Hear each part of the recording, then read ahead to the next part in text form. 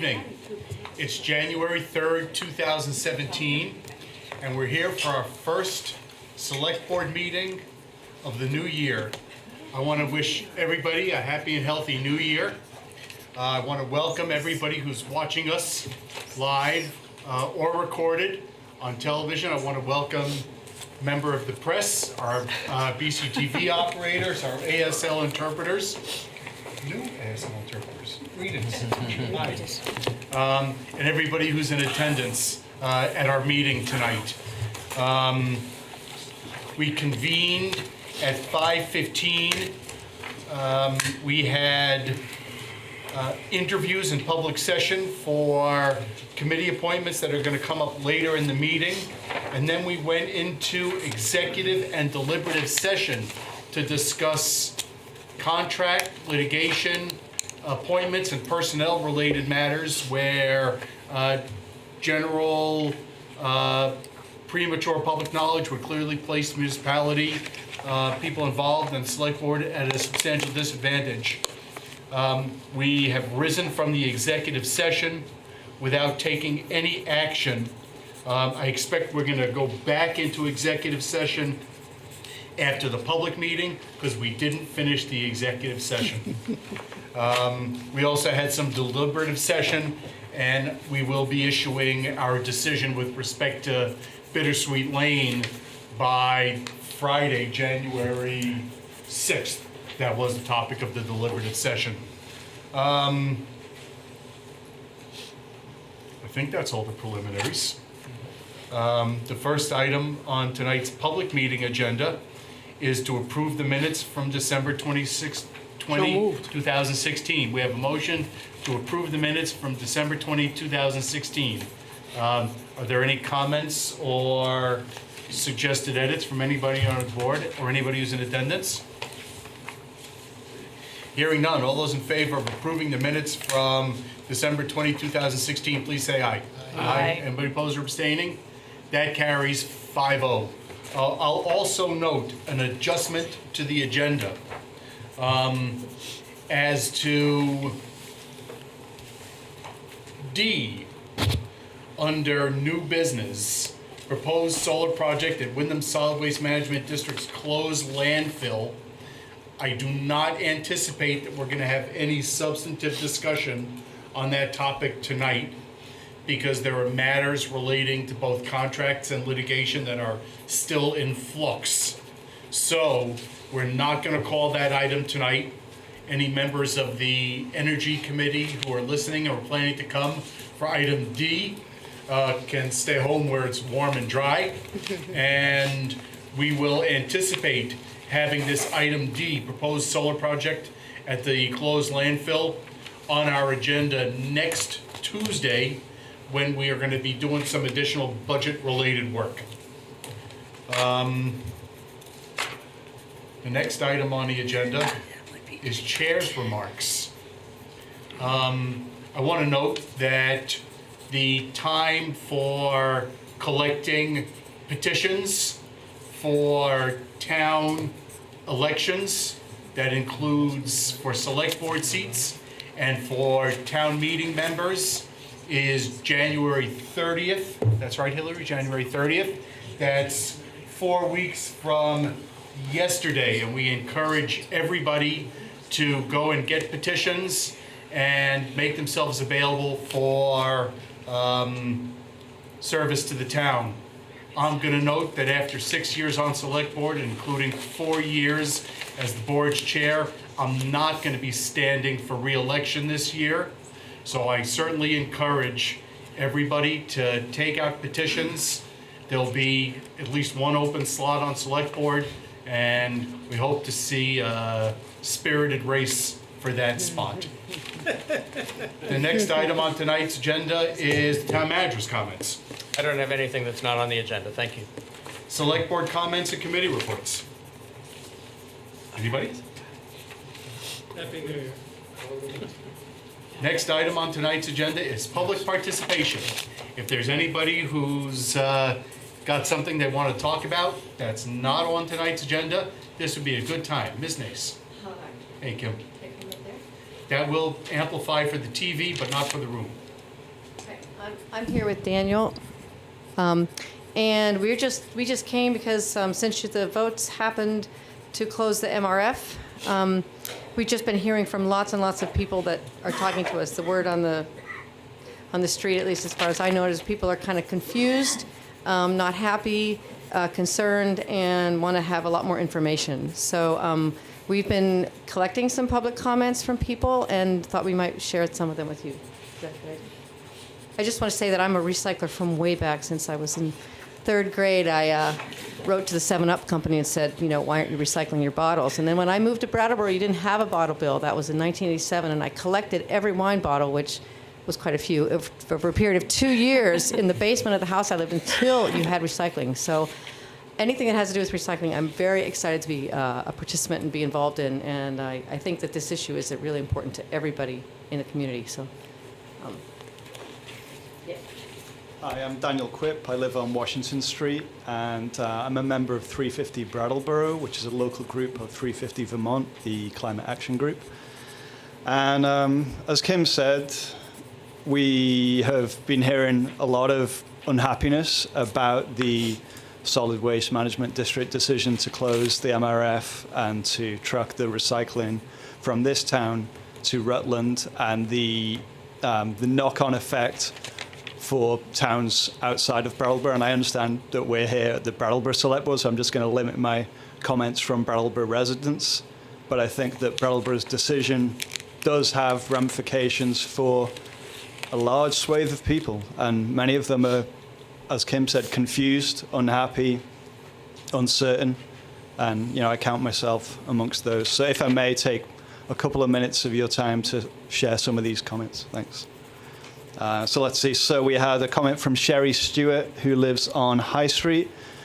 Sherry says that our district is moving backwards on issues of recycling by making recycling more difficult for residents of the 9 towns not required to provide recycling.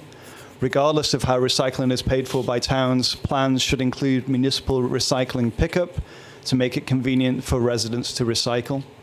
There are many residents of Brattleboro who, for reasons of affordability, disability, or concern for the environment, do not drive, and therefore toting recyclables to Old Ferry Road will not be possible. We need to be reducing stress to the waste stream and encouraging residents to recycle rather than the opposite. I trust that our town select board agree and will innovate ways to make it easier for Brattleboro residents to recycle. That was a comment that she made yesterday. Ellen Schwartz of South Main Street has, as she puts it, a bunch of comments. Number 1, removal of roll-off boxes will make it harder for people to recycle since the only containers will be on Old Ferry Road.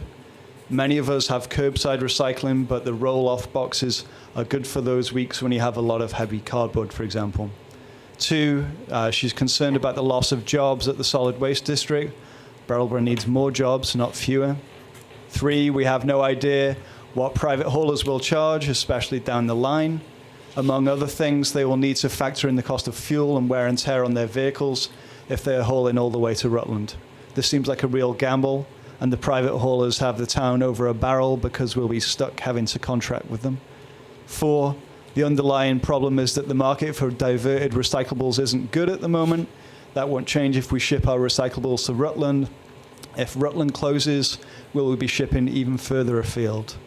5, will the increased use of fossil fuels associated with the trips to Rutland outweigh the environmental benefits of recycling? It seems important to know this before making a decision, rather than discovering when it's too late that we added to the town's carbon footprint rather than reducing it. Her final comment is, what's the question really? Was there a process for gathering public comment prior to the vote, or a way for townspeople to vote on this? Given the issues that the Select Board has chosen not to vote on, requiring instead that townspeople weigh in via town meeting or a referendum, for example, the proposed change from Columbus Day to Indigenous Peoples Day, it seems that a matter of this significance should also have townsperson input via town meeting or referendum. I'll make one more comment, if I may. This is from Abby Manukin, who lives on Maple Street. And she says a couple of things.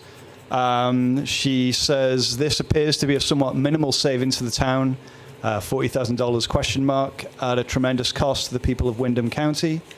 This proposal would also result in several job losses in Windham County. In the age of climate change, we should be making every effort to reduce our use of valuable resources and fossil fuels. As such, we should be incentivizing recycling efforts, not creating deterrents. She's concerned that Brattleboro is making decisions that may benefit the town itself without taking into consideration the impacts on surrounding towns in Windham County.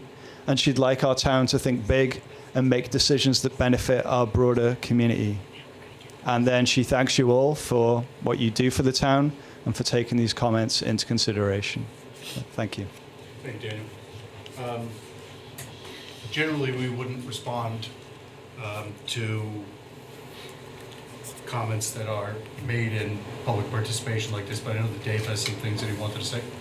Yeah, I think, and I asked Dave to let me respond because I was on that board for 4 years, and I'm familiar with the history and what's happening with the MRF. And I think, well, first thing is that for people that are concerned about recycling, it's still going to be picked up every single week. And what will be different is, it actually won't be different in Brattleboro because we didn't make the change from eliminating the 3 through 7s, but the rest of the district did.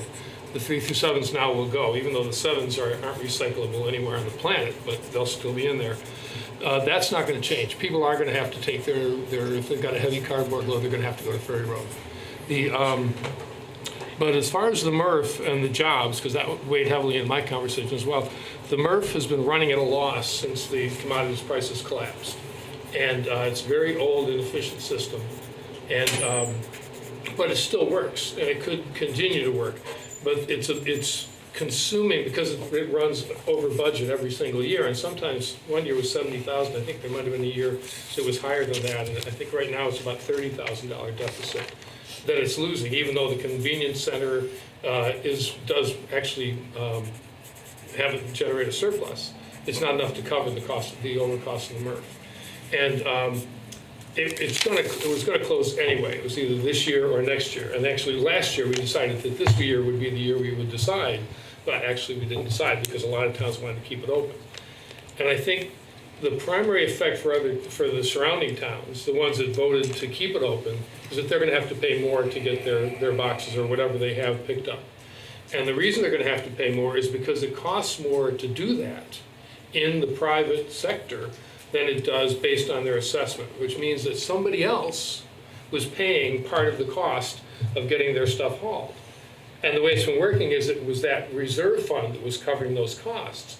But that reserve fund is gone, and they can't spend any more of it because the rest of it is to conserve and protect the landfill, which is the primary responsibility of the waste district. So what's happened was going to happen anyway. It was just a question of when and how. So I think that a lot of the concerns make sense, but the jobs are always in jeopardy. A lot of the outlying towns that voted with Brattleboro did that because they're looking elsewhere for their hauling anyway, because they were going to have to start paying more because of the distance away. So I think what happened is what should have happened. It's just how that unfolded was an issue. But I think the overrun of those costs made it inevitable that it was going to close. So really the only inconvenience is that you won't be able to go to Fairground Road, but if you live in that end of town, you wouldn't, so one end of town is going to have it a little bit more difficult. But those boxes, I think we'll find once we do the transition that those boxes were mostly gathering recycling from the surrounding towns and not really from Brattleboro towns. And again, we are paying the cost of getting that to the management district. So there was a year, or actually almost a year of conversation about how to change the assessments, about how to make the MRF more streamlined, and a lot of savings and efficiencies were found, but it was inevitably going to have to close. Unless we put $500,000 into it, which is not going to happen, or put $1 million into it and convert it to single stream. So it was inevitable, and the impact on Brattleboro curbside is not good. It won't be noticeable. For people that do have something a little additional, they don't want to bring it down or won't fit in the box, or for whatever reason they would rather use the boxes, they'll have to go to Fairground Road. That's the one inconvenience. As far as the savings or not savings, unless the price of commodities changes, the cost of waste management is going to continue to go up, no matter what. And fuel prices will affect that wherever it goes. It's further to Rutland, but it's a larger facility and apparently operates more efficiently if they can get it out of there better and cheaper than the waste management district can. So, and, I welcome continuing questions and continuing opportunities to get information out about what transpired. But as I said before, it really was inevitable, and it was the cost and the efficiency and the not just the availability of a less expensive option that made that happen. So, thanks. I'd also like to follow up briefly and note a couple of things. First, there's been very, very substantial public discussion about issues relating to Brattleboro's relationship to the Windham Solid Waste Management District for years. I would hazard a guess that we've had discussions at least a dozen times, substantive discussions in public over the last 2 or 3 years. And I think what became the bottom line for me was that the structure at the Solid Waste Management District did not account for Brattleboro's solid waste management system. We pay in Brattleboro to pick up compost and recycling curbside, and we were also being charged to pick up compost, to pick up recycling for the rest of the district throughout the district. And that was not fair to the town of Brattleboro. And there was no way that the Solid Waste Management District was willing to re-examine its assessment structure in order to not charge us to pick up other towns' recycling. And that fundamentally became a taxing fairness issue that forced me to say, why is the Solid Waste Management District doing its business that way, and what's right for the town? And ultimately what was right for the town was not to be being double charged for recycling. So we are paying through our taxes for recycling pickup every week, and for compost pickup every week, and for garbage every other week. And I think that we've got the right system in place.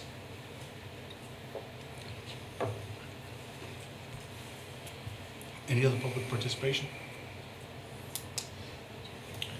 Next item on the agenda is unfinished business, police fire project update. It's a brief report. You saw that in the notebooks, in the written backup. It's the holiday period. Mostly just the good news is no new issues have popped up that will require any consideration of the board or any additional funding. Quickly summarizing where we are, near the end of West Brattleboro Fire Station. Expecting that construction will be finished there, and the fire department will move in during February, and we'll tighten up that date and be more precise in the updates in the weeks ahead. And the central fire station, you're going to start to see progress. If not during January, definitely during February. So the site work is continuing there. The foundations are continuing to be poured. And steel is expected to arrive during January. Once the steel gets here, the work is going to go very quickly to where you'll see the addition take shape. And at the police station, the crews arrived today. They'll be mobilizing this week. The first phase of work during the next 6 weeks will be to construct the tenant space, then move the reformer operation into the tenant space and seal that off from the rest of the building, and then proceed by the end of February, 1st of March timeframe with the renovation of the remainder of the building for the police department. Expecting that project to be finished next August. The only additional expenses that I've authorized since the last report are relatively small expenses, $3,700 in the case of the West Brattleboro Fire Station, $9,400 in the case of the Central Fire Station for the telephone systems and telephones for those 2 locations. Does anybody have any questions? Anybody on the board or anybody who's in attendance about the progress of the police fire facilities project.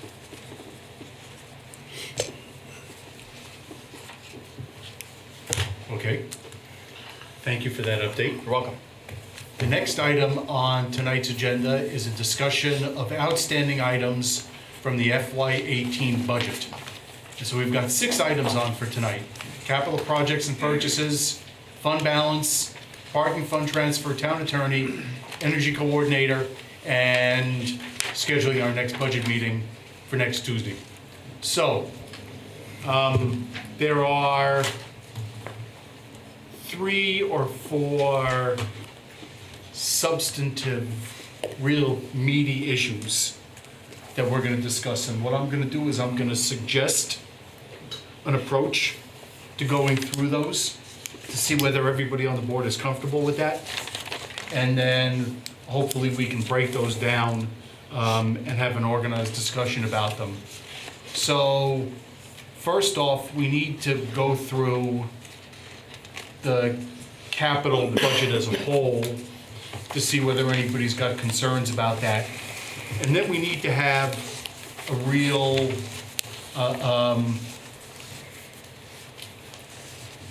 close to a decision-making moment about what we're doing about the pumper rescue truck.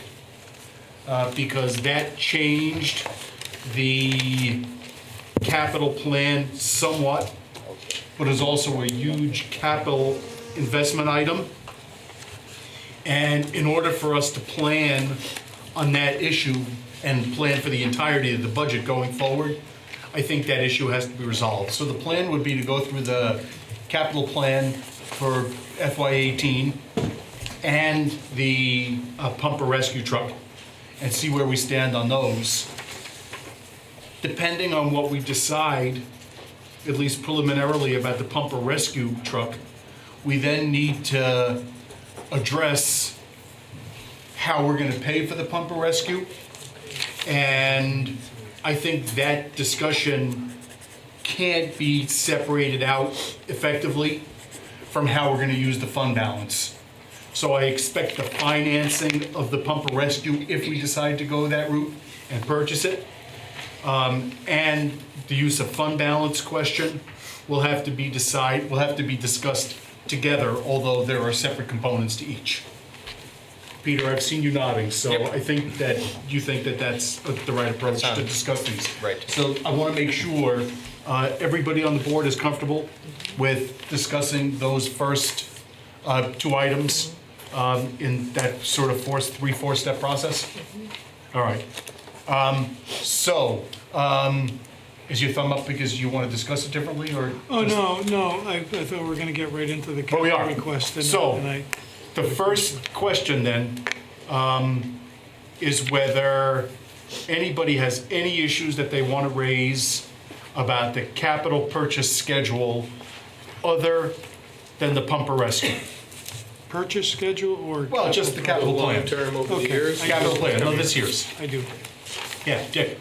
Okay, when I'm looking at the capital request, the Municipal Center Life Safety Phase 3, now that's stuff that you are committed to per the state inspection of the building that we're committed to doing. That's exactly correct. Okay, and so the next one, to me, is the real kicker here. Energy savings measures. And because we haven't made a decision as to what we're going to do in the future with this building, if this is part of the budget without that decision being made, I will not be supporting the budget any way, shape, or form until we have a decision on what's going to happen with this facility in terms of management staying here and or leaving. Anything else about the capital requests? Well, can I? Well, I want to just see if Dick's listed everything. Anything else? No, I'm fine, I guess, with everything else that's in the capital. Anybody else about capital, except for the pumper rescue? No, Now, are we, and I just want to follow up on Dick's, and you can cut me off if I'm not correct. Is there a memo or something somewhere where it says what that 215 is? It is primarily, but not exclusively, and I'll ask Patrick to shed light on whatever the additional pieces might be, but it is primarily the cost of a shared pellet boiler that would be installed to serve both the municipal center and the library. And did we approve the pellet boiler, or No, by you- doing this? You haven't done that, and I'll speak to it whenever the board is ready to hear Okay. me speak to it as to why it's presented the way that it is. Okay, because that seems to be happening with these energy efficiency thing. They pop up places. No, it comes straight out of the energy audit, and Right. may I? Maybe I just explain. So the reason that it's presented this way, and I would completely agree that it's a awkward timing. It feels out of order in the sense that there is work to be done over the weeks ahead and decisions for the select board to make regarding the future of this building, the future of town staff offices. The problem that we face is if we stay in this building, and if you believe that, assuming that we do stay, okay, I'm not assuming the decision you're going to make. I'm saying for the purposes of the next sentence or two, assume with me that we stay rather than leave and go elsewhere. Then, if you also believe that, for the reasons set forth in the energy audit, it would be a good thing then for us to have a shared pellet boiler between the two facilities instead of replacing the library boiler alone, to actually accomplish the efficiencies that are available by having a pellet boiler that serves the two buildings with the existing decrepit boiler at the library being removed, and the one that's here in this building that is still in good shape would be the backup system, so that at a time when the pellet boiler didn't provide enough warmth for both buildings or was being serviced or something like that, there still would be a functional oil burning furnace in this building that would be able to serve the needs of the two buildings as well, together with the pellet boiler. What's presented here positions the town to be able to capture that energy efficiency opportunity if we stay, if the decision you make later this year is to continue to have town offices here in this building. Because the reason we did it that way, rather than simply waiting and being more definitive about this next year when the timing would feel more appropriate in terms of town business, because if we proceed with it in the current funding cycle, we would be eligible to receive the Windham Wood Heat Program subsidy for this conversion, and these prices are based on that subsidy. If we don't do it now, and we did decide that we wanted to do it later, we would be doing it at a substantially higher cost because we wouldn't receive that subsidy. So our thought was to present it this way so that we're positioned to be able to capture that financial advantage if you decide going forward that we're going to stay in the building. If you decide that even if we stay in the building, we don't want to do the combined heat system, then that would be a reason to say no to this.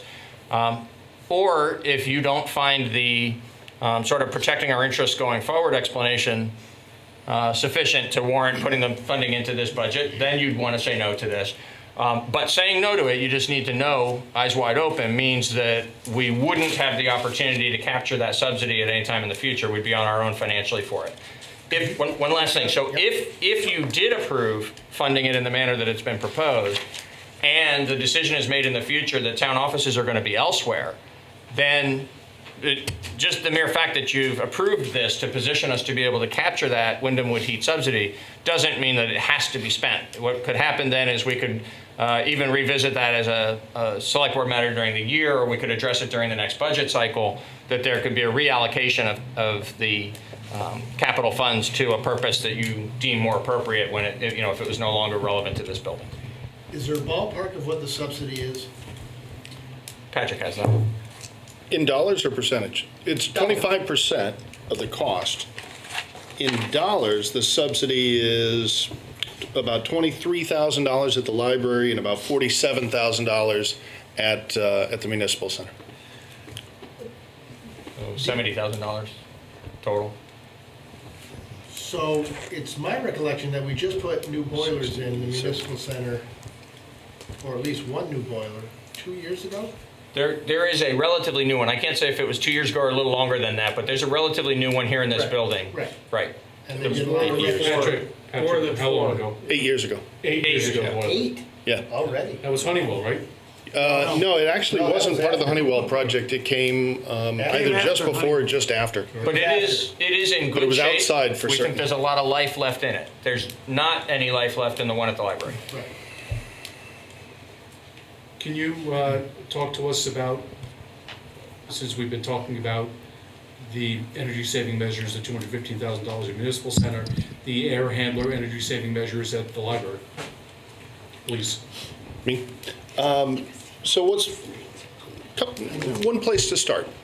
In the capital plan for the last several years, there have been $200,000 in this year's proposed capital plan to replace the air handler and replace the boiler. When we engaged Margaret Dillon to be doing the energy audits of all the municipal facilities, we made sure that she was aware of that replacement and actually designed the project for the library with the idea that instead of just replacing, for lack of a better description, the boiler we have with a new version of that same boiler, what should we be replacing the air handler with, and what should we be replacing the boiler with? And so in crafting the recommendations for the library, she was aware of the need to replace those particular pieces of equipment and designed a system where, in fact, you wouldn't have a new boiler at the library, but that the library was gaining its heat from a plant to be built here at the Municipal Center. So in total, if the full range of energy saving measures was implemented at the library, they would end up with a new air handler. They would end up with improved glass in the front of the building. They would have their portion of the combined pellet system and some roof insulation. In the absence of doing these energy savings measures, there's still $200,000 worth of work at the library. It's just that doing them in the energy efficient manner that is being proposed adds a little bit more to the capital cost, $66,000. So the 266 includes part of the cost of a boiler. It includes the library share of the combined boiler, and a new boiler wouldn't then need to be purchased or maintained at the library. If we don't approve now, or if we ultimately don't go forward with combined pellet boiler for these two buildings, what's the cost of the new boiler for the library? The number that's been in the capital program for quite some time has been about $50,000.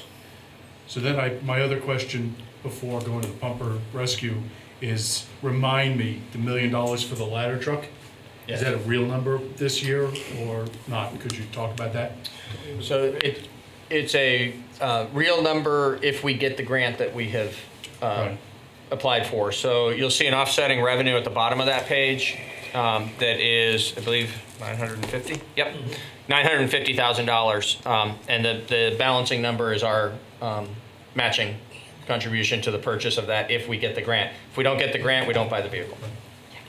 Anybody have other questions about the capital plan for right now? Besides the pumper rescue? Well, yeah, I'd like to follow up a little bit more with what Peter was just saying. I'm really not in favor of carrying $215,000 forward to be used at a later date.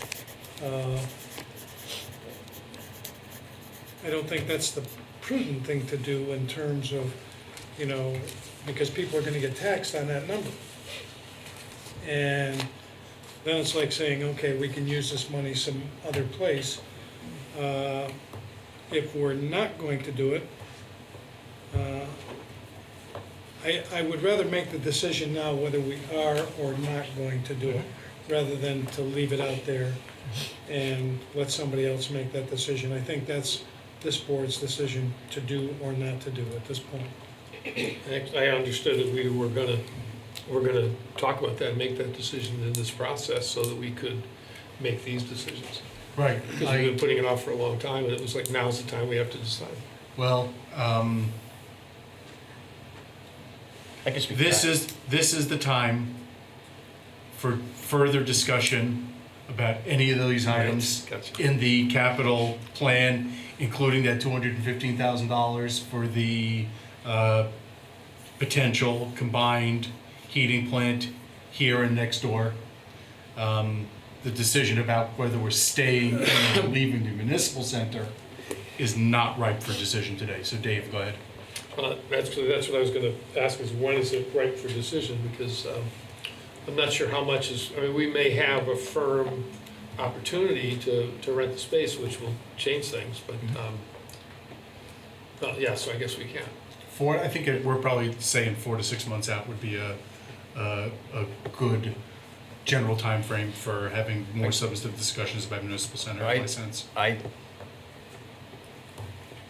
think that's the outside. I mean, you know from conversations we've had regarding the potential leasing of space in the building, where that conversation is, and depending on some things that are beyond the town's control as to how quickly that conversation comes to closure, the rest of what we need to provide to you that is within our control, we could provide quite quickly. So I guess I would acknowledge that it could be as long as 4 to 6 months from now before we could make a good firm decision on that.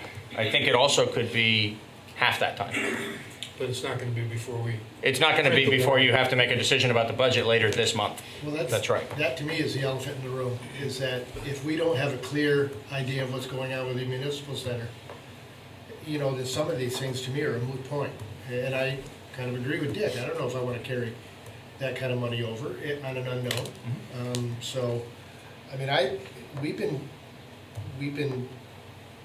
working around this issue for a long time, and we still never seem to want to grasp it and take it on. but we can't You know, right now. I disagree with that characterization totally. Well, I know I you- totally disagree with that characterization. There is work going on to be able to make that decision. It is impossible to make an informed decision right now about whether we should stay in or leave the municipal center. To say that we're just kicking the can up the road, suggesting that we've got the information in hand now, it's not accurate. I never said we've got the information in hand. I just said Then how can we make a that decision? we have been discussing this for a long time. And we do have some pertinent information, but it would be nice to know whether the majority of the board is willing to stay here or if we're willing to not. I mean, With or without knowledge of the well, leasing. I mean, we do have some knowledge, but I mean, I'm willing to decide right now, but I would rather have that information. I would too. Were you finished? No. The sweeper on the bottom, we just got a memo from Patrick that pointed out that the sweepers use 10% of the time in parking lots.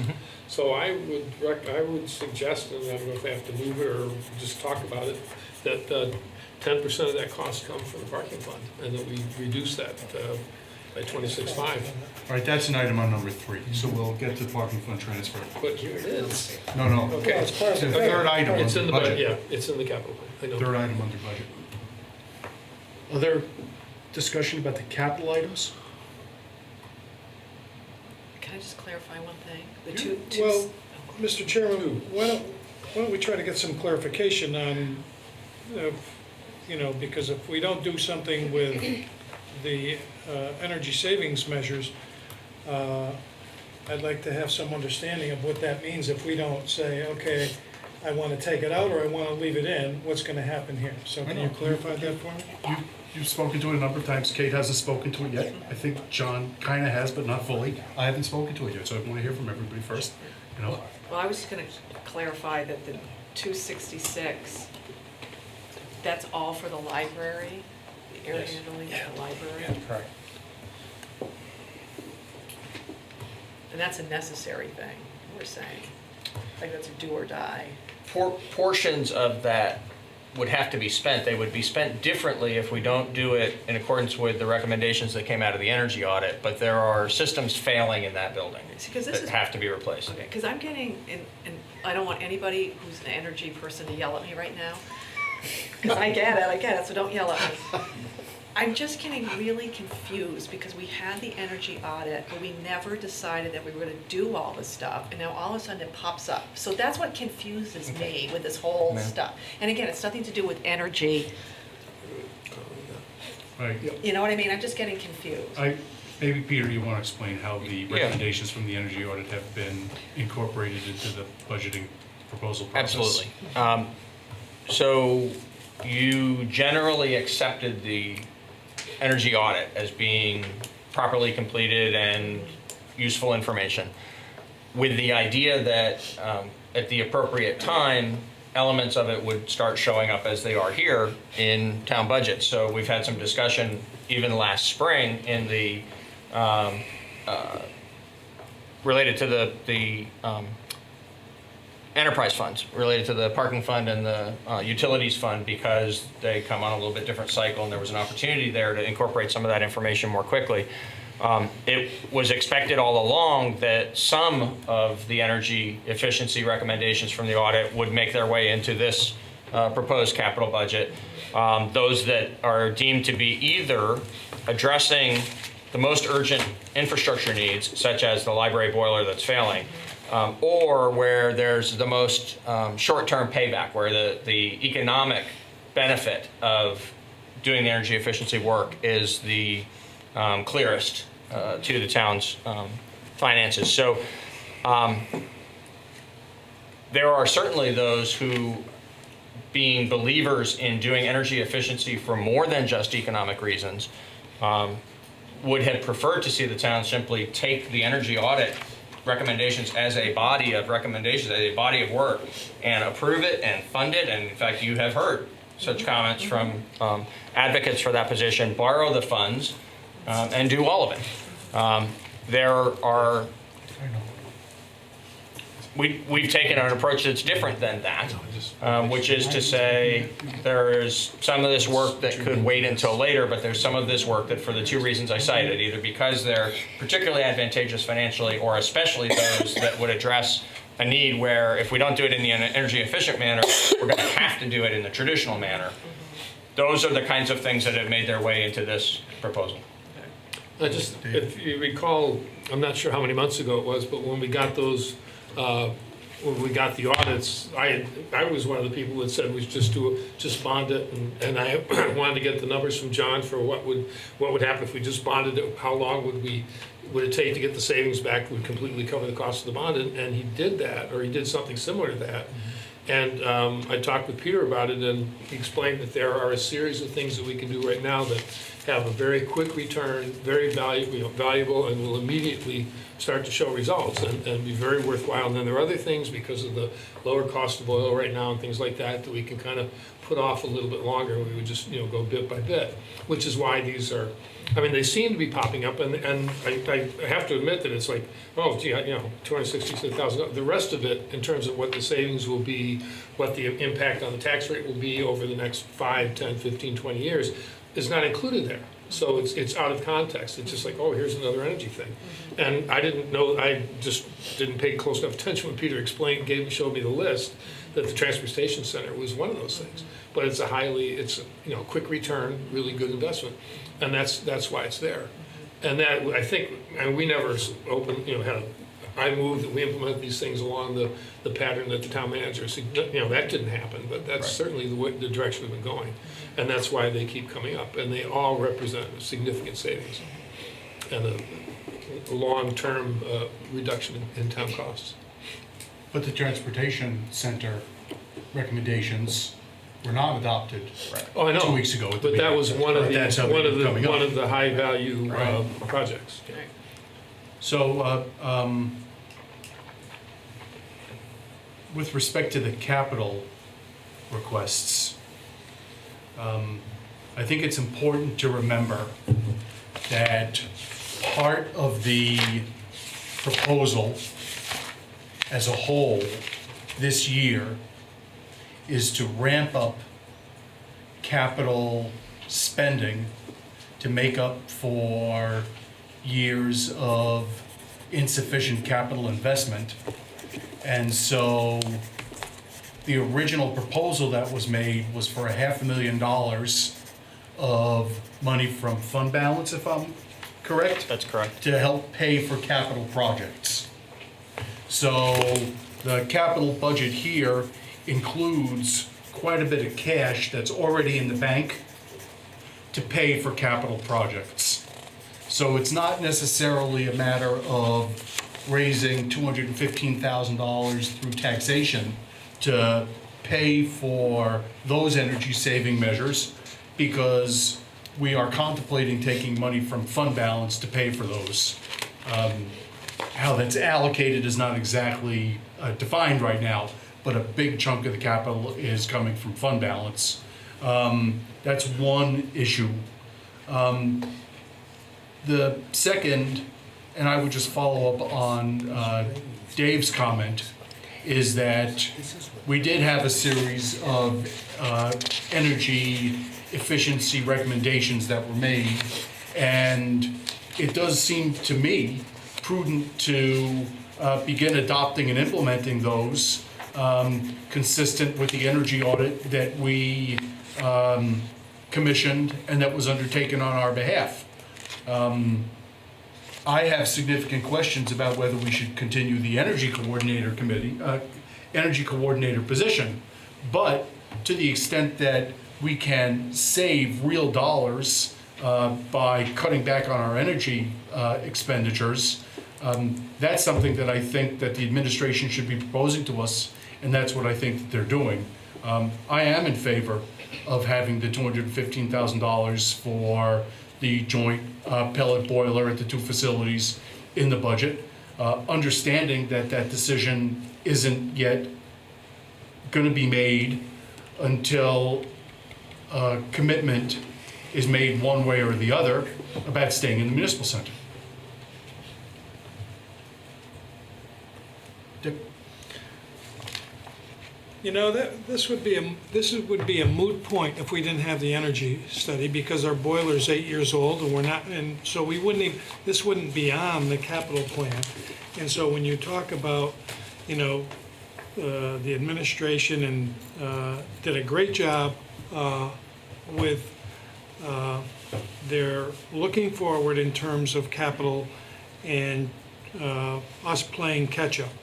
And so when I look at this energy savings measure here, to me, if that report didn't come out, this would be a moot point, and there'd be $50,000 in the budget for replacing the boiler at the library, and not talking about, you know, $215,000.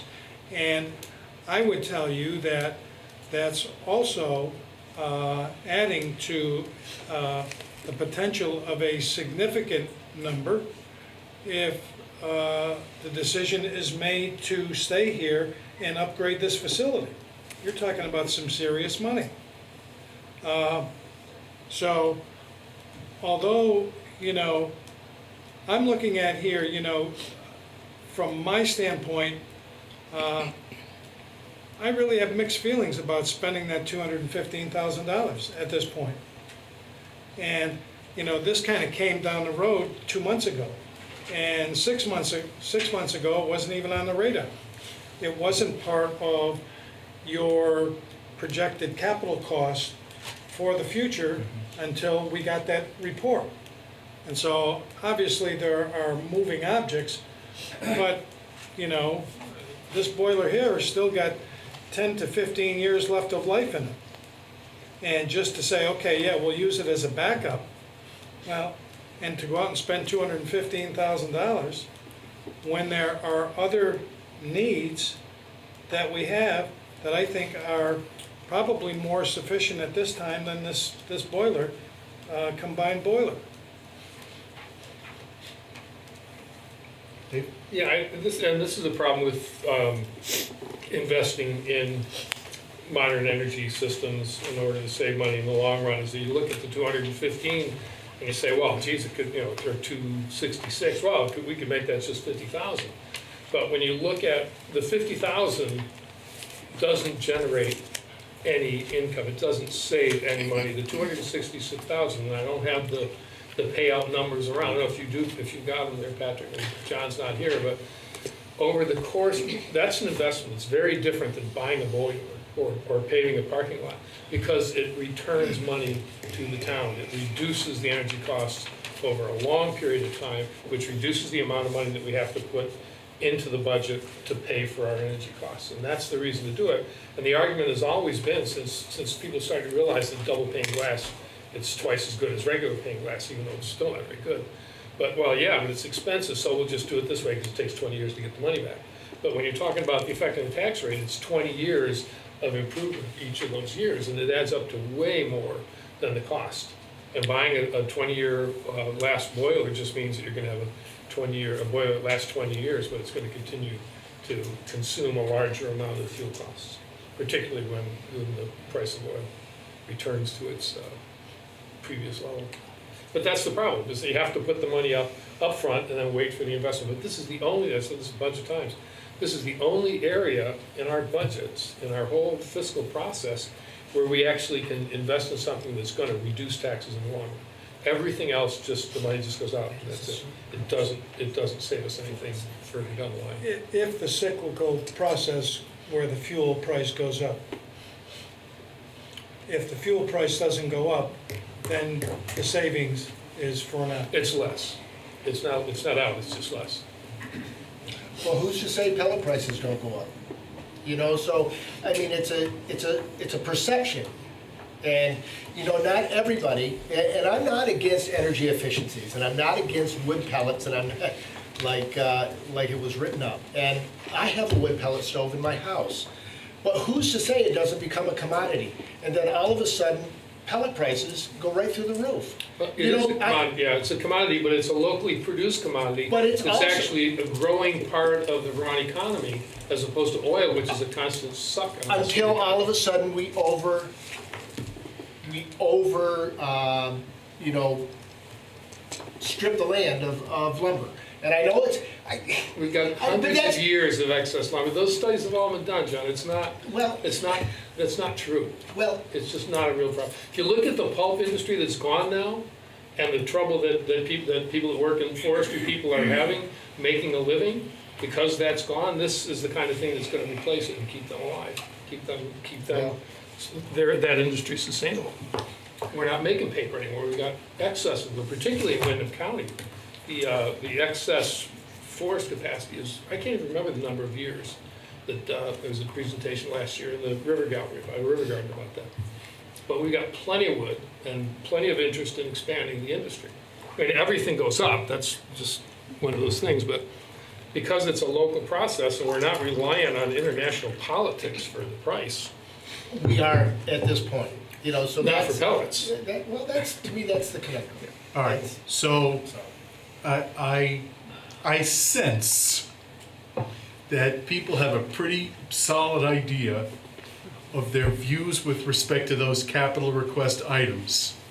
Is there anything new to be discussed about those capital request items at this point? Patrick had the. Yes. Patrick, if you can tell us the savings, that might be nice. Is that what you were? I will. I don't know what he has, he just has hand up. So. Patrick, go ahead. Something was said just recently that I want to make sure is I want to clarify just a little bit. There has been $200,000, 150 for the air handler and 50,000 for the replacement of the boiler at the library for a number of years now. So in the event that the broader energy saving measures weren't supported, that 266 would drop to 200.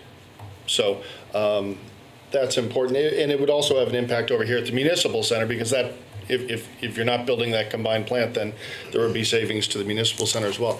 I will take a quick peek into the energy audit booklet and see if I can.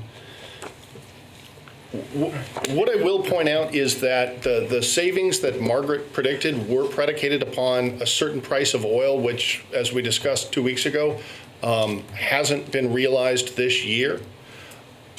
And that actually goes to explain why certain of the recommended projects are here and certain of them are not. We reran, Peter and I and John reran the calculations for the savings, and the projects that we're recommending are ones that were still yielding a benefit when the price of oil was factored at today's price that we're actually paying at $1.57. So if we could still yield substantial energy savings at $1.57, then it was still a worthwhile project to plan to move ahead with. The library fit into that category for two reasons. One, as Peter mentioned, because there is a conversion to wood heat, there is the subsidy on the table, and that's only on the table this year. And then secondly, if you were going to have that $200,000 paid for one way or the other, either through the energy savings variation or through the non-energy savings variation, then if you take that $200,000 out, the library's a slam dunk in terms of payback. Does that help? Thank you. Yes, sir. Helped some of us probably. If there's nothing further about the capital requests, the next item for discussion in this road we're pursuing would be the pumper rescue vehicle. So, there was a recommendation made by the administration and the fire department because the pumper truck, the third pumper died, the fourth pumper died, and the rescue truck is on its way out, that we buy a combined pumper rescue for it's gonna cost $550,000.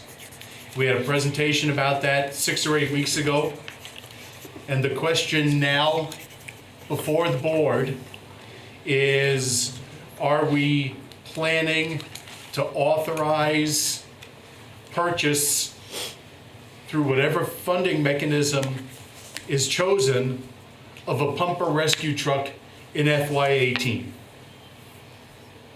Does anybody on the board want to speak to that? I do. Dave? If you look at the long-term plan, we've got a rescue truck in the budget for FY19 for 425, so we would have to add an additional 100,000 to do it in 2019. And I think, I've been thinking about this a lot because the standards, and Mike can talk about the actual facts around this, but the earlier presentation we had was that the recommended standards don't require us to have a second pumper. And my thinking is that given that we want to invest more, that this was a surprise, it came along, that's why we have a reserve fund. But because it was a surprise in the year that we're trying to increase our capital investments, that we should go with the standard at this point.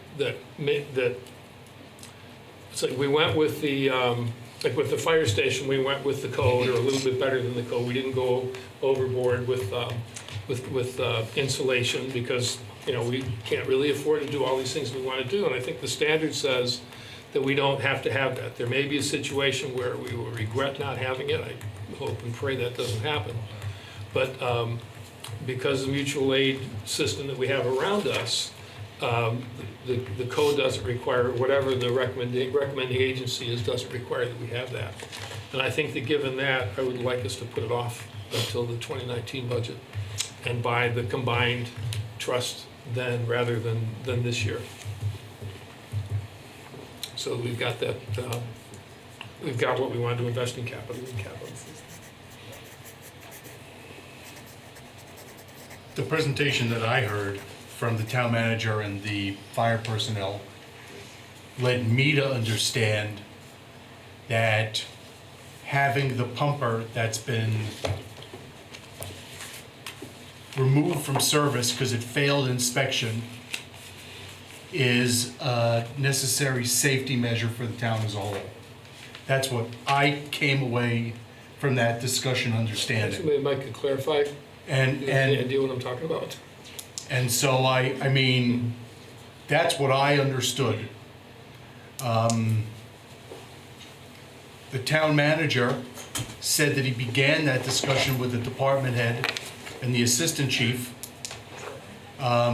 skeptical about the need to have the additional pumper, and that he then learned from the fire personnel that it was necessary, And that became his recommendation to the board.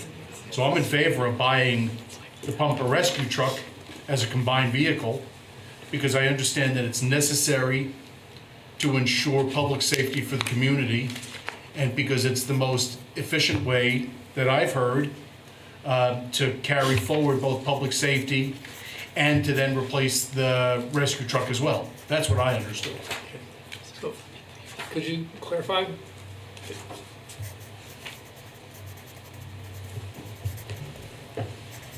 So the standards that you're talking about are ISO and NFPA. Thank you. NFPA recommends that we have 4 engines because of our hazard occupancies in town being schools, hospitals, nursing homes, factories.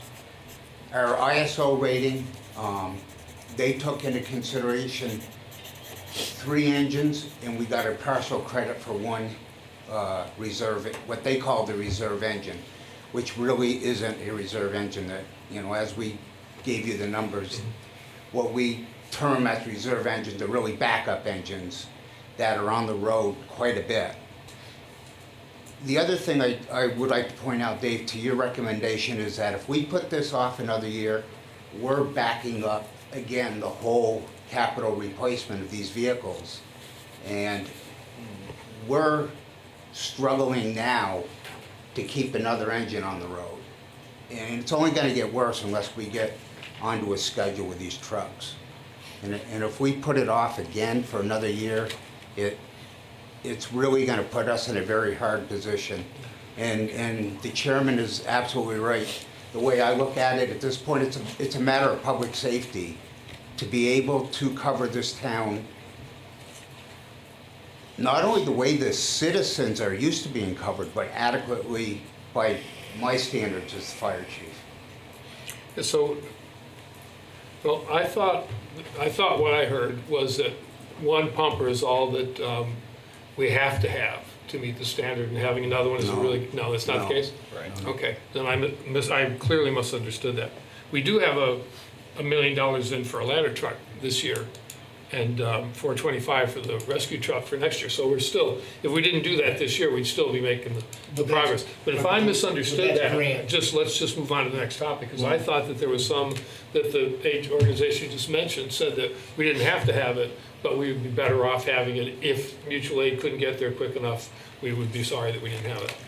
I'm just gonna quickly say, as to the ladder truck, that was the question I asked as well, and that's a grant-funded matter Yeah, I now. understand. And But on our capital plan, it's Right. part of replacing this equipment.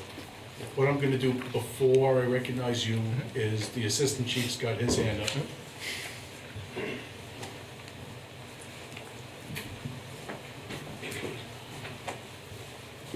One thing I want to point out is you mentioned mutual aid, and you know the surrounding towns around us are volunteer. Right. And these people are having trouble getting vehicles on the road. So for us to be able to say that we can rely on them, unfortunately, isn't, it's, you know, you're taking a crap shoot at whether they're gonna show up or not. Right. And it's not their fault, it's just the fact that volunteers aren't there. So the closest 2 departments that we can really rely on are 20 to 25 miles away from us, which is Keene and Greenfield, because they're full-time departments. So that's who we rely on. We do call the other towns and hope that they can come, but we can't rely on them. So I just want you folks to realize that's what we're up against. And as the chief stated before, we keep putting these trucks back, and we're having trouble trying to keep another truck on the road right now that really should have been replaced before now. So we're not here to get a fire truck because we think that we want it. We're here because we need it, and the citizens need it for us to protect them and for us to operate safely as a department. Thank you. Thanks. Peter? Thank you. What Assistant Chief Howard just said is one of the points I wanted to make, that the reliance on mutual aid is not just carrying the inherent risk that it would under any circumstances, but it's carrying increased risk all the time for us. And in fact, some of the outlying communities are leaning on us more heavily than they used to, and we really can't make our operating decisions based on an expectation that they're going to be coming in to assist with a major incident. We do have the facilities, the schools, the hospitals, the nursing homes, the factories that outlying towns don't have, and for the most part, they have schools. But we have the kinds of facilities that are recognized in the standards as being higher risk and therefore requiring a greater state of readiness. And I want to make clear, you shouldn't feel like you misunderstood something about the requirement part of this. You know, is it required that we have 4? It's not required that we have 4. The issue is that the NFPA standard is created after years of research and lots of coordination and looking at different kinds of communities. When you look at, and this is part of the education that I got when I said, why would we need four fire engines in town? We got 2 fire stations. And I thought we could probably go down to 3, have 1 reserve and 2 frontline. And I became convinced completely that we needed to move forward with this. Part of that is because in the NFPA standards, one of the things they do is differentiate between the kinds of towns that are relatively more rural or more urban, a larger scale built environment than what we have. We're at one of those in-between character communities, and what they recommend for us is the 4, given our size and given our character. So it isn't a requirement. It's not like if we don't fulfill this, meet this standard, that there is some penalty, except the penalty that we impose upon ourselves and the greater risk that we're taking as a community. So the other thing I wanted to point out, 2 other things I wanted to point out, just about the bigger picture of how we approach replacing vehicles and equipment and how we approach capital expenses in the town. The last time around, which was a generation ago, 15 or 20 years ago,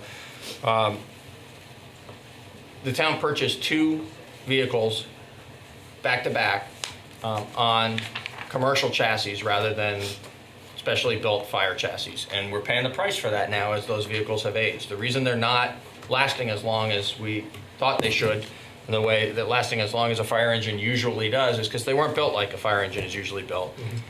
They were fire equipment placed on a commercial chassis. So that's one concern that I have, is that we need to keep in mind that this is becoming, this became an urgent need rather unexpectedly, in part because of a decision that was made many years ago to try to do this with a cost savings attached to it. So we need to face that and the reality of the investment that's required in order to buy these heavy duty vehicles in the right manner. And the other related issue to that is the fact that we used to have 6 fire engines at Brattleboro. And in 1992, that 6 was reduced to 5. In 2008, the fire department came to you and said, we think we can go down to 4. And there was a discussion, I understand, obviously wasn't there, but there was a discussion that I've heard about at town meeting that year when people from the community were actually concerned. Do we really think it's okay to go down from 5 to 4? And the department reassured them and said, yes, it really is okay. We can serve the community adequately well at 4. Chief Picasso was the chief. He made that recommendation to you, and he's here tonight to look in the eye and say, we really need that 4. To go from 5 to 4 was fine. To go from 4 to 3 is going to impose some really severe risk upon the community. So that, and the fact that there's the opportunity here to be creative about it and combine the engine function and the rescue function into a single vehicle, so we'll avoid what had been projected as a $425,000 cost next year. That won't be there anymore. For all those reasons, we think that it's appropriate to move forward and buy this vehicle this year. There is still a question, a substantial policy question to be decided as to how to pay for it if you do decide to buy it. John? I just want to point out a few things that we are in the unenviable position up here to go through this every year with budgets and department heads, and I've never heard a department head say, well, we really don't need we don't need a new police car, we don't need a new truck, we don't need a new grader. I mean, and I totally appreciate that, but on the other side, it's not that we're, or at least me, we're not trying to be ogres about it, but we have to pinch the pennies and make sure that the town can afford it. So it's not that we're saying, at least for me anyways, it's not that we're saying, oh, you don't need a new truck, or you don't need a new police car, or new IT equipment. It's just the reality of it is that we have to go through this every year, and so do the department heads. So I just wanted to say that it's, we hear what everybody wants, but we all, sometimes can't get everything we want, so.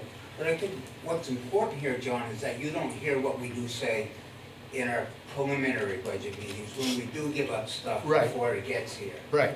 I think it's important to realize that this truck that we just took off the road was up for replacement 3 years ago. Mhm. And it kept getting pushed out, here we are. Yeah. Yeah.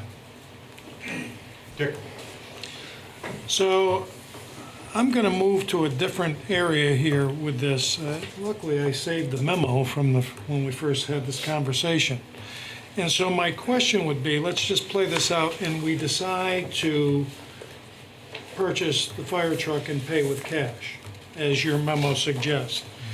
And as I'm looking at the memo, if we did it another way, would we stick with the recommendations and eliminate the $14,000 for the thermal imaging camera? Would that go away even if we paid it with cash?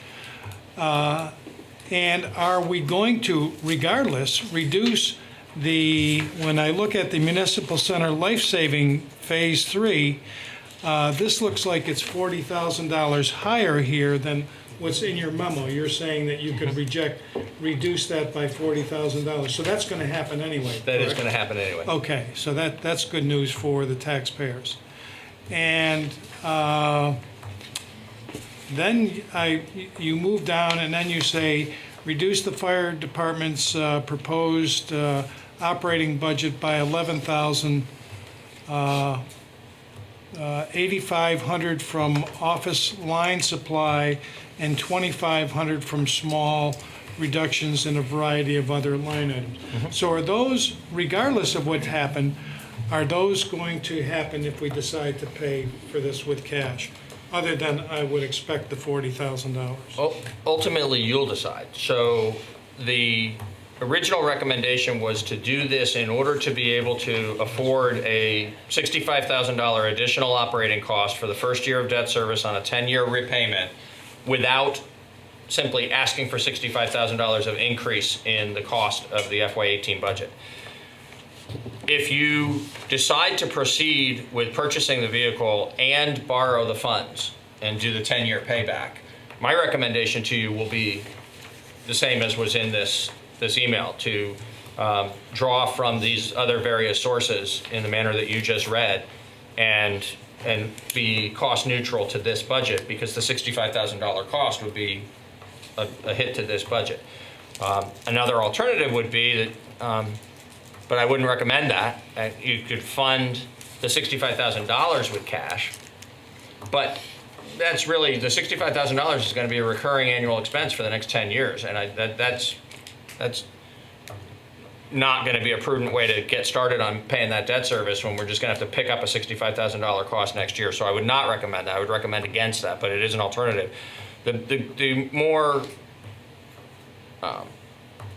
responsible alternative that's available to you is the possibility of actually doing a purchase, because we had a larger surplus last year than normal. Use those excess funds to purchase this vehicle with cash, avoid the debt service, avoid the interest cost that causes, avoid the 10 years of $65,000 per year, so that our operating costs will remain more steady going forward, and buy the $550,000 vehicle with cash. If you did that, whether you avail yourselves of some of this or all of this in terms of where we can make small cuts elsewhere would be completely up to you. I remember you actually asked me about it that night. Well, don't we really need those cameras? And the answer is we really do need those cameras, but we were trying to present this in a manner where it would not have a cost impact to the budget. So if there's going to be the use of cash to buy the vehicle, then these items wouldn't have to be cut, and you'd be able to approve the budget, all other things being equal, because we've got other policy issues to decide, like the energy efficiency conversation we just had. But if you wished to fund the thermal imaging cameras and the other items that are identified here, the software for the tracking of the calls and so on, and buy the vehicle with cash, all those things could happen without an increase in the proposed budget beyond what had already been presented to you back in the 1st of November.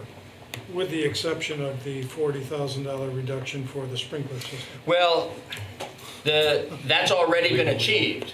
So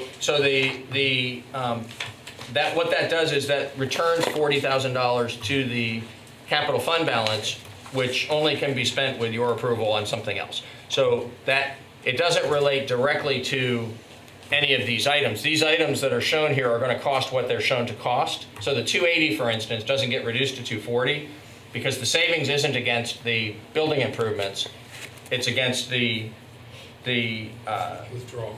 sprinkler system that was already Yes, sir. authorized. Okay. Yeah. So, the recurring question in front of the board right now is, are we gonna buy a pumper rescue this year? And once again, or next year, and once again, we're not getting to decision point right now, but we're trying to make sure all information is on the table so we can move to the next topic. Anybody else want to talk about the pumper rescue? Kate? I just want to clarify something. If we buy it, then the 2000 FY 2021 $550,000 is gone, because that's the truck that we're buying now, correct? No. The 1998, where, what, 425 rescue vehicle. but I, okay. And So, the but- 525 2020 Oh, okay, expense. so it's the FY 2019, 425,000 for the rescue vehicle, and then the 2020 FY, Night. what is it, 1998 engine, whatever, I can't read it. Yeah, Engine two. can I walk you through that? Yeah, so I just want to make sure those are gone. We're on page 1 of the capital equipment plan, right behind the pink sheet in your original budget. Everybody on that? Yeah. Okay. If we were to spend $550,000 for the combined pumper rescue, then both the rescue truck, 1999 rescue truck at $425,000 for 2019, and the 1998 Freightliner engine at $525,000 for 2020 would be removed from the long-term plan. So that there'd be a $950,000 savings in the out years against the $550,000 expense this year. Overall savings of $400,000. Any other questions about the pumper rescue? Any other comments or questions about the pumper rescue? Well, I just want to make sure that that's in fact the case. I'm looking at the chief and the assistant chief to say that that's correct, right? Because I saw you shaking your head no before when Kate first started to speak. What I was thinking was is the 2021 budget, Right. is that's the one we're having trouble keeping on the road right now, and that will need to be replaced in 2021. That's a 1994 Simon So the engine, and that's, 1994 Simon could have to get moved up at some point. it might, that's right. Exactly. But for But right that's not now, part of this discussion. we'd be taking the 4.25 and the 5.25 for the 98 Freightliner and the 99 rescue truck out of the budget, paying 550 for it. I can make a motion for that. Well, no, we're not ready yet. We're not ready yet. And Dave's not here. I want to wait till Dave's back. The next, if there's nothing further about the pumper rescue, and no further information that the board needs, I think that at least concludes our discussion before we go back and see if there's preliminary decision about those matters. I think that that finishes the discussion about the capital requests. So then the next questions I think that we should talk about before going back to see if we can make decisions on any of these is how to use the fund balance and how to pay for the pumper rescue if it's gonna be purchased. So Peter, you sent the memo out, you wanna Yes, go please. first? Thank you. I did send one to you December 29th, is the date on the memo. It's in your notebooks for this meeting. At the bottom of the first page there, I refer to the initial presentation that we made several weeks ago, and the fact that the question arose at that meeting about what if we were to buy this with cash instead of borrowing for 10 years and increasing the operating budget to carry that cost. And about 3/4 of the way through that paragraph, they say, after careful consideration of both the capital program needs and the town's general fund balance, I believe that purchasing the pumper rescue vehicle with fund balance is highly desirable, and that due to the larger than usual budget surplus that we had last year, we can buy this vehicle with cash, and I believe we should do so. And I want to make the point that it doesn't come painlessly. I go on later in the memo to talk about pros and cons, and there's a big downside to doing this, but I believe on balance it is less of a downside than burdening the operating budget with a $65,000 a year cost for 10 whole years. The big downside is we had planned to use that $500,000 as part of ramping up our capital improvement funding. And because capital expenses include both the infrastructure projects and the replacement of equipment, and because sometimes the items that need to be replaced on the equipment list are these generational items, these very large scale, very expensive pieces, that this is going to limit the flexibility we have in looking at these kinds of purchases over the next 3 to 5 years as compared to where we otherwise would have been. But the trade-off, otherwise, if we proceed with it as I had originally brought it forward as with a proposal to borrow the funds, is we stay on track to have a greater degree of flexibility in addressing capital needs over the next few years, but have to pay $65,000 a year in operating costs. That's a half a penny. And to make a commitment that we're going to burden the operating budget with that half a penny tax impact for each of the next 10 years, I think makes that a less desirable alternative. So I'm glad the question was raised. I'm glad we took a harder look at it. And I believe that in the absence of the greater than normal surplus that we had this last year, if we had had a normal year where the surplus was tens of thousands, maybe 100 or 150, we wouldn't be in the position where we could do this without having to negatively affect our overall fund balance and our 10% standard. But that, we're in the fortunate position because we had an unexpectedly good year last year for reasons we've talked about before. There were, it was a light winter, and we saved some other things on the expenditure side, and we reduced our cost of employee benefits.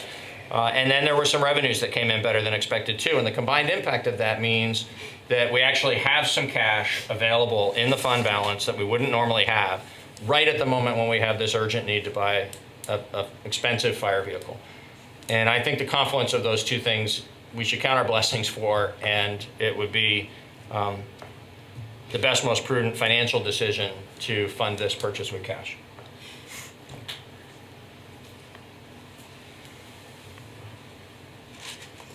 Comments from anybody on the board? We're talking about use of fund balance and as a whole. Peter, could you talk about, besides the recommendation to use the $550 from the fund balance to pay for the truck, how much fund balance do we have in total over the $1,600,000, which is the 10% guideline, and what are the recommendations for spending the additional capital? Absolutely. Fund balance. We currently have available fund balance, that which is above and beyond the 10% guideline, of $1,163,933. So little less than $1.2 million available. The original proposed budget that I submitted to you back on the 1st of November included proposed expenditure of $634,000, or about half of that, a little better than half of the available fund balance. $500,000 of it for capital needs, and $134,225 for property tax stabilization. That was the decision that you made last spring when we had $268,450 available. And again, I just take a moment to sidebar to this. That's an indication of the magnitude of the opportunity that we have because of the larger than expected surplus, the larger than normal surplus last year. So where a year ago, what we had available to make this kind of a decision with was $268,000. Today, we have $1,164,000. So I was proposing initially not just to use, what you decided last year was instead of using all of that last year, we knew we'd be phasing in, if town meeting approved the budget as you recommended it last year and approved the police fire facilities projects as you were recommending, we knew that this would be the first year of the full cost debt service on the police fire facilities. And so you made the decision to use half of that 268 last year and the other half of it this year to smooth in the impact for the taxpayers of the additional debt service. So the 134,225 is in there just as a balancing number, just as a revenue, so that taxes don't have to go up as much in 1 year to take on that additional debt service. And the $500,000 is for commitment to the capital program as it was proposed.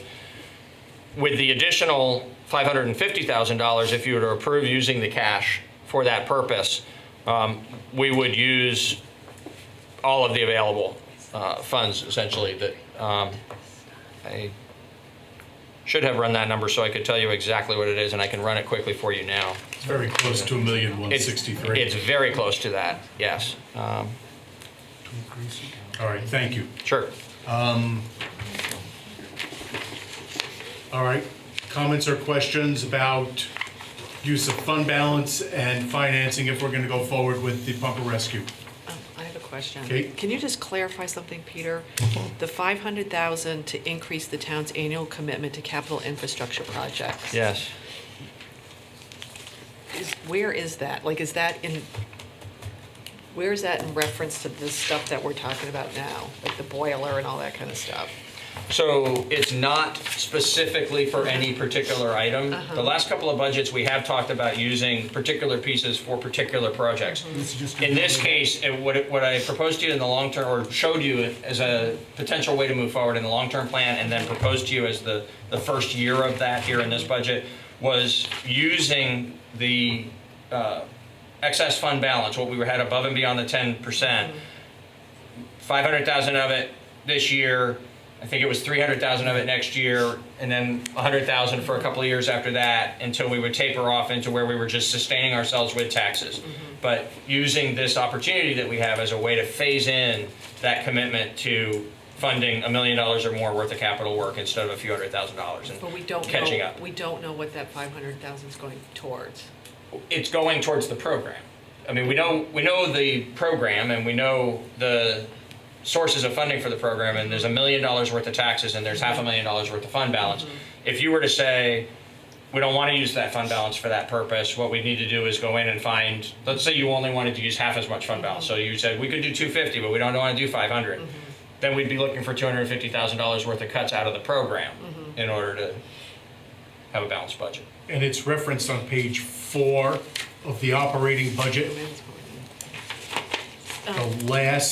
The next to last section of the revenue, fund balance, use of fund balance, 634, 225.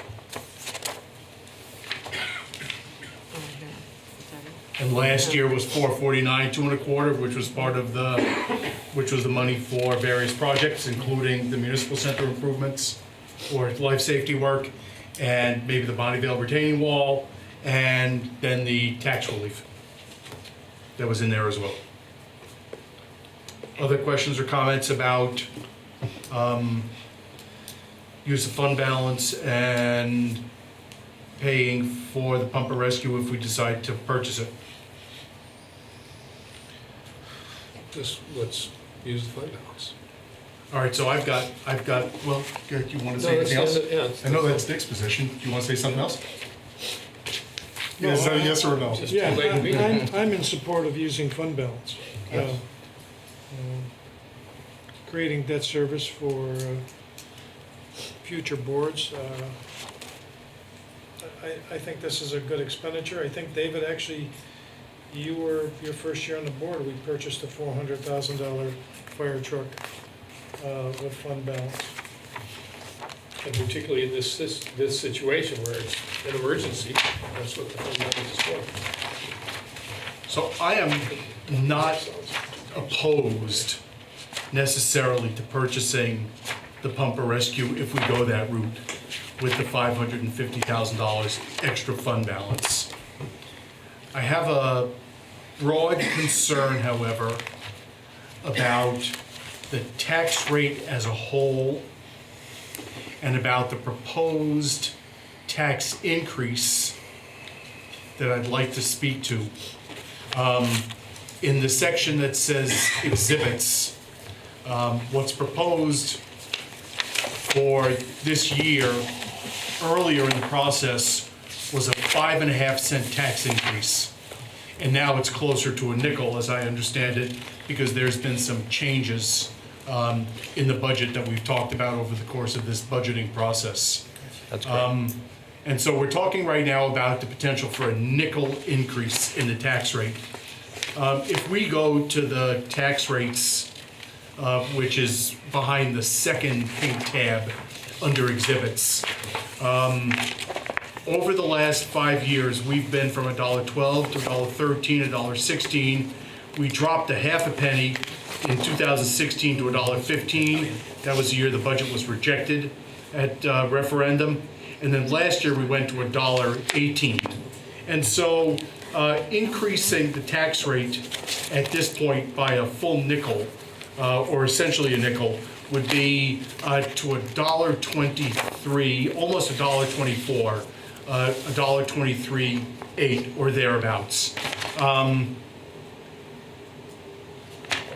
I'm concerned about raising the tax rate to that extent when we've got such a substantial fund balance from having raised revenue through taxation that we haven't spent. And really the stark contrast comes from looking at the difference between the actual expenses for FY16 and the proposed for FY18, because the proposed for the actual for FY16 was $14,780,000, and then over a 2-year period, we're going from that actual of $14,780, which is shown on page 18 of the proposal, to $17,229,000. That's a $2.5 million actual increase that's being looked at over a 2-year period. That is a staggering actual increase. And I know that the $14,780 was lower by $915,000 than what we had planned for that year. But and I understand, Peter, your position about trying to ensure that we're not leaving tax increases for later years. But at this point, when we talk about making an increased commitment to capital, the money that we're paying to rebuild the police and fire facilities is an increased commitment to capital. And then putting another $1 million, which is what's proposed, into capital, increases that beyond what we're already putting into the police fire facility, another $1 million of increase in capital. And then we're talking about buying another $550,000 truck. So really we're talking $2 million approximately. I don't know how much the annual debt payment is for the $12 million police fire facility, but it must be how much is it annually? I don't know it off the top of my head. Right. It's several $200,000, $100,000. $400,000. Yes, it is. And so we're talking about $2.5 million worth of capital expenses this year. And I understand the need to reinvest in capital, but it seems to me that the balance is too heavily weighted towards that reinvestment to the extent that we are then planning to increase the tax rate to $1.23.5. And so my preference would be to see the tax rate increase closer to 3 cents. I think it's about $120,000 for every penny. That's correct. All right, so my preference would be to increase the tax rate by about 3 cents to bring us to $1.20 and a half, $1.21. And then to apply the fund balance, all the outstanding fund balance consistent with also providing that tax relief. Man, Yeah. I won't surprise you. No, I know that you disagree. I don't disagree. You've properly recited facts about the degree of increase in both the expenditure budget and the taxes needed to support that level of expenditure, and the fact that it's being driven primarily by an increased commitment to capital, which I do firmly believe we need to make and sustain. I think the community depends on that. We're making up for lost time. We've got needs that would be normal current needs, and we've got deferred needs that we need to be doing all at the same time. And doing them all at the same time means that for a little while yet, which is not a year or two, several years, it's going to be more expensive than our normal capital carrying costs. However, my greater concern, and you know it is that if you were to take, there's already $134,000 in this budget that is explicitly for tax stabilization. So that means that a year from now, when we're sitting here going through this process again, we've got to find $134,000, which is more than a penny on the tax rate, just to stay even from FY18 to FY19. If the consensus of the select board is that 4.8 cents is just too much increase, I completely respect that. But if that's the decision that together you make, I strongly urge you to look at this capital request or at operating expenses. But I think we have a general agreement. We went very carefully night after night through all the operating budgets. You know, they've been lean for years, and it's hard to make them any leaner, but they certainly don't get any more fat on those bones. So if you want to go back into any of the operating, we'll go there with you. But I think the place to look, because it's the place where we've been increasing town costs, is in capital. And if there are places in this capital program, and you've identified some tonight where you might be willing to spend less money, if there's places where you'd be willing to find a couple of pennies in the capital program and not add to that 134 that's for tax stabilization, I think that would be a far smarter way to get to the number you'd like to get to. Because if we take that 134 to 150 or 200 or 250 or anything higher, the steepness of the hill we have to climb a year from now is daunting. What is the, Can I make just one follow-up? My preference, and I don't expect that it's shared by everybody on the board, but my preference would be to find that tax relief by deferring part of the cost of the pumper rescue and spending $300,000 out of cash, and then essentially financing the rest of it over that 10 or 20 year period to the tune of about $25,000 a year. Originally, you had said $65,000 a year for that, and it seems to me that you can pay a lot of the truck in cash, and then defer some of the cost over time, because it's really a piece of equipment that is going to have a useful life of 20 or 25 or 30 years, given the way we do business around here. Now, I know that there are negatives to that, and I understand that it leaves a hit for coming years, but at the very least, I wanted to put on the table for discussion purposes that we need to be way cognizant of the size of the tax increase that we're proposing to pass on. And it comes from about $2 million or more worth of additional capital spending this year. And I understand that we're facing years of deferred capital spending and delayed response to capital needs. But it's a big tax increase, and it's more than I find myself really able to stomach. So I at least wanted to put it on the table. Which way? Which way? Okay. We started at the Either same way. time, so All go right. ahead. About finding, 134,000 Mm-hmm. next year and the year after. We just eliminated a $425,000 rescue truck in FY 2019, and we just eliminated a $525,000 truck in 2020. So, I mean, doesn't that, if we're getting rid of them, If we were, I'm sorry. okay, but I'm saying, I'm not automatically going, ooh, we're not spending it on the truck, let's spending it on something else to buy. I mean, is that what you're gonna suggest? Is that we use that for spending So on something else? I'm gonna say to you that it's not because, boy, we're gonna find a way to spend it one way or the other. I think you know better than Right, that of us.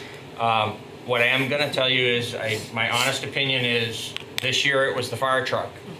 I don't know what it'll be next year, but we've got large pieces of expensive equipment that are past their useful lives. We've got one on this year's program, the street sweeper, that I know before I arrived here 2 years ago, it was already on capital programs and got cut because there were other things that were a higher priority. I get that. Those are the hard decisions we make here. But then that happened again, and then it happened again, and now we're in a place where we really don't have a choice. If we're going to continue to sweep the streets, we got to buy a sweeper. Well, those kinds of things are going to keep happening, and so I don't know what it would be that might be an emergent need next year that isn't shown yet in that program for next year, but I think we shouldn't be shocked if there is such a thing. Even more than that, what I would suggest to you is what that program right now represents is, as much as could reasonably be tolerated in terms of a year after year after year commitment to these expenses. And there are things that are shown for 20 or 21 or 22 that really need to be in the program sooner than that. But we're not showing it sooner than that because the whole point of having a real sustainable capital program is to spread it out and make it affordable. If we show you a capital program that says this is what we're going to spend this year and you find that number palatable and you approve it, but our number for next year is $3 million, then we're not doing anybody any favors, because then next year, instead of funding that $3 million, which we know is going to be impossible, some of those items have to kick on down the road out to further years. So what we've shown you is our best ability to spread this out. Even with that, there's a few years that spike higher than what we would like. And so it's not a matter of, it's found money from those 2 fire vehicles, so let's find a way to spend it. There are plenty of other needs on which it needs to be spent. No, I understand that, but you had said that next year we've got to find that $135,000. Right. That we're using this year for tax stabilization. Right. Well, I think what Kate's point is that, well, it's not that we found it, but we're not using 425 of that. Right. So there is still some offset from that. So I didn't articulate this well because I got too deep in the weeds. What I'm trying to say is there's a certain level of capital investment we should expect to have to make if we're going to run the railroad right. Exactly. If we're going to maintain the infrastructure of Yes. the community properly and we're going to replace the vehicles in a timely manner. And I believe that the minimum number attached to that is $1 million a year. It would be great if we could do better, but where I'm trying to get us in terms of ramping this up and sustaining a level of taxation that is not going to break the backs of the taxpayers and is going to provide more timely solutions to our capital problems is to start at the goal of $1 million a year and then kind of calibrate it as we go. We've been spending a couple $100,000, well, but look more than that, more like $500,000 a year. But over the last couple of years, we've been able to get that up to $1 million. So what I'm suggesting is that the fact that there might be a $400,000 item on there that's going to disappear as a part of the decision making tonight, I think is terrific. But that doesn't mean that we should expect our capital program to go back down to $500,000. We should expect actually to address some other capital needs and try to sustain that at $1 million a year going forward. So from an operating cost taxation perspective, that 425 is not a savings. It's just that particular item doesn't need to be spent. That's great in the long run. There are other needs that we have to meet. I totally agree with David, though. We are becoming, it's unsustainable. And, if we look at the population of our town, it's not growing. And the people that can afford it are growing. Right, so it's to me, I think we're in this thing, we can keep doing this stuff, but there's gonna be a breaking point here. And I think we sort of have to figure out what that breaking point is. Because if people can't afford to live here, it's spread, the amount of taxes we have to raise is spread amongst a smaller group of people. Every year. And it's a longer discussion than it's something bigger. And it's a bigger question than just sitting here figuring it out, but I agree, I think we're pushing ourselves to a point where we really have to think, we always think it through, so it's not like this is the first year we think it through, but, and I think that's why some of this stuff, I look at and it'd be great to do it, but can we actually afford to do it? And I think those are the issues that we grapple with every single time, so it's nothing new, but I worry about it. Well, I also agree You know? that 5 cents is really, that's gonna be a big hit. And I do agree with David, that if we can get it down to 3, it's wonderful, and I've always said for using reserve fund. I mean, I'm all for that, but I also wanna keep, within our 10% if we can, but, I mean, we raise that on the backs of the taxpayers and to some degree. So I think that they deserve it back. Okay. This coming year, I'm arguing in favor of taking a little bit more out of the reserve fund and maybe splitting I think you said 240,000 to get to 3 cents, splitting it between program cuts, take 120 from program and 120 more from reserve. I'm more comfortable doing it with the reserve, partly because of what Kate pointed out about the capital savings in the next 2 years, even though obviously we do have needs that will help us if we can. If we don't have a surplus this year to help us, then that would help us get over the replacing of the 134 I think that we already set aside from last year's surplus, and an additional 120. The other point is that next year, FY18 is the highest bill from the police fire loans. And I think the first one, the $5 million loan, is already over the hump and getting smaller every year. And I think this year is the highest, and then that will continue to decline as well. And I would like to see, I thought I had it here, this financing layout that John gave us at one point, but I'd like to see those numbers again to see how much that's going to go down, just to make us feel a little bit better about maybe dipping under the 1.7 million that is the 10% safe zone for the reserve fund. And when the budget was 15 million, it was 1.5 million. We had the same number of things that could fall apart or break or crash or tumble down. And as the budget keeps going up, what we need to keep in reserve keeps going up as well, but it's not necessarily apples to apples. So I'm comfortable with 1.5 million as a reserve rather than a hard 10%, because the League of Cities and Towns says that's the number. So that would allow us to get to 3 cents, and but not go too far into the reserve, to split it between programs. And I understand the programs are tight, but again, we're ahead of the cost this year, and maybe there's some room, and we'll see additional energy savings each year going forward as well. So I'm comfortable to take another 120 out of the reserve fund after we see what's going to happen with the police fire costs in 2019. Thank you, Dick. Well, it's called gut check time. And the reality is we spent all this time and all this energy committing to a capital project.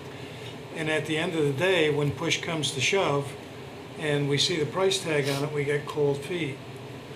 And it's really no different than what we've done for the prior 30 or 40 years. I mean, in the 7 years I was on the on the board before, we did everything exactly what we did here tonight. Had great discussions, and then we finally get down to a number where it's 4 cents, 5 cents, 3 cents, and then everybody goes. And what I think is a little bit different for me this year was this huge commitment to the capital plan and all of this. And so if you're going to say, okay, we have, and all the way through we're going, we know we have infrastructure issues. And we have certainly, we buy a piece of equipment and it's worth probably, a $500,000 truck. I bet we don't have 25 homes in Brattleboro assessed at over $525,000. So our toys that we have and this business are expensive. And to operate the municipality is expensive. And when I look at fund balance, I can remember my first year on the board, we were in a deficit. And so in 10 years, the town is in great financial shape. And something I talked about last year when I was running in terms of revisiting the water and sewer, to revisit those rates. Well, John, when you're talking a nickel here, and then those when you have a 4% automatic increase, and you're sitting on $6 million in there, the board should be saying, you know what, we should go and revisit that, because that has a huge impact on everybody in this community, and we don't even talk about it with all that money sitting there. Now, do I want to use more fund balance? Not really. Not only we have a spending issue, but we have a revenue issue. The only revenue that has significantly increased in the town is the 1% rooms and meals tax. I mean, that has jumped substantially, and we do absolutely squat to try to grow that revenue. We don't put any money towards promoting the town to come here, and yet that is growing more than anything else that we have coming into us. And I just go, we should look at that and say, you know what, if our biggest resource is our restaurants and the activities going on in our community, we should try to get people here, because that increases that line item. So at the end of the day, I went along, we were the board that said 10%. But like anything else, if the boards feel like they want to go 15% or 8%, that's up to the boards. I'm not crazy about using fund balance to lower the tax rate.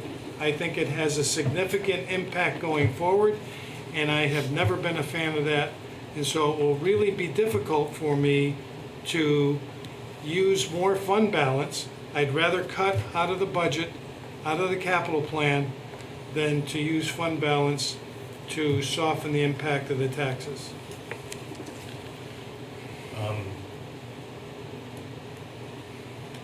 I'm not in favor of dipping below the 10%, like Dave suggested either. I was in favor of keeping the $215,000 in the budget for the pellet boiler. But there are sources of flexibility in the budget right now. That 215 for the pellet boiler at the municipal center is one such area. We are talking about, we are going to consider the possibility of going into a solar net metering agreement, which, if I understand correctly, I've heard numbers above $50,000 a year, $80,000 a year is the projected revenue from that. So if there's an $80,000 additional revenue item that may come in, that also helps to offset taxes. And when the original proposal came through to buy the pump and rescue, as was pointed out earlier in the meeting, there were like $65,000 in potential cuts that were proposed.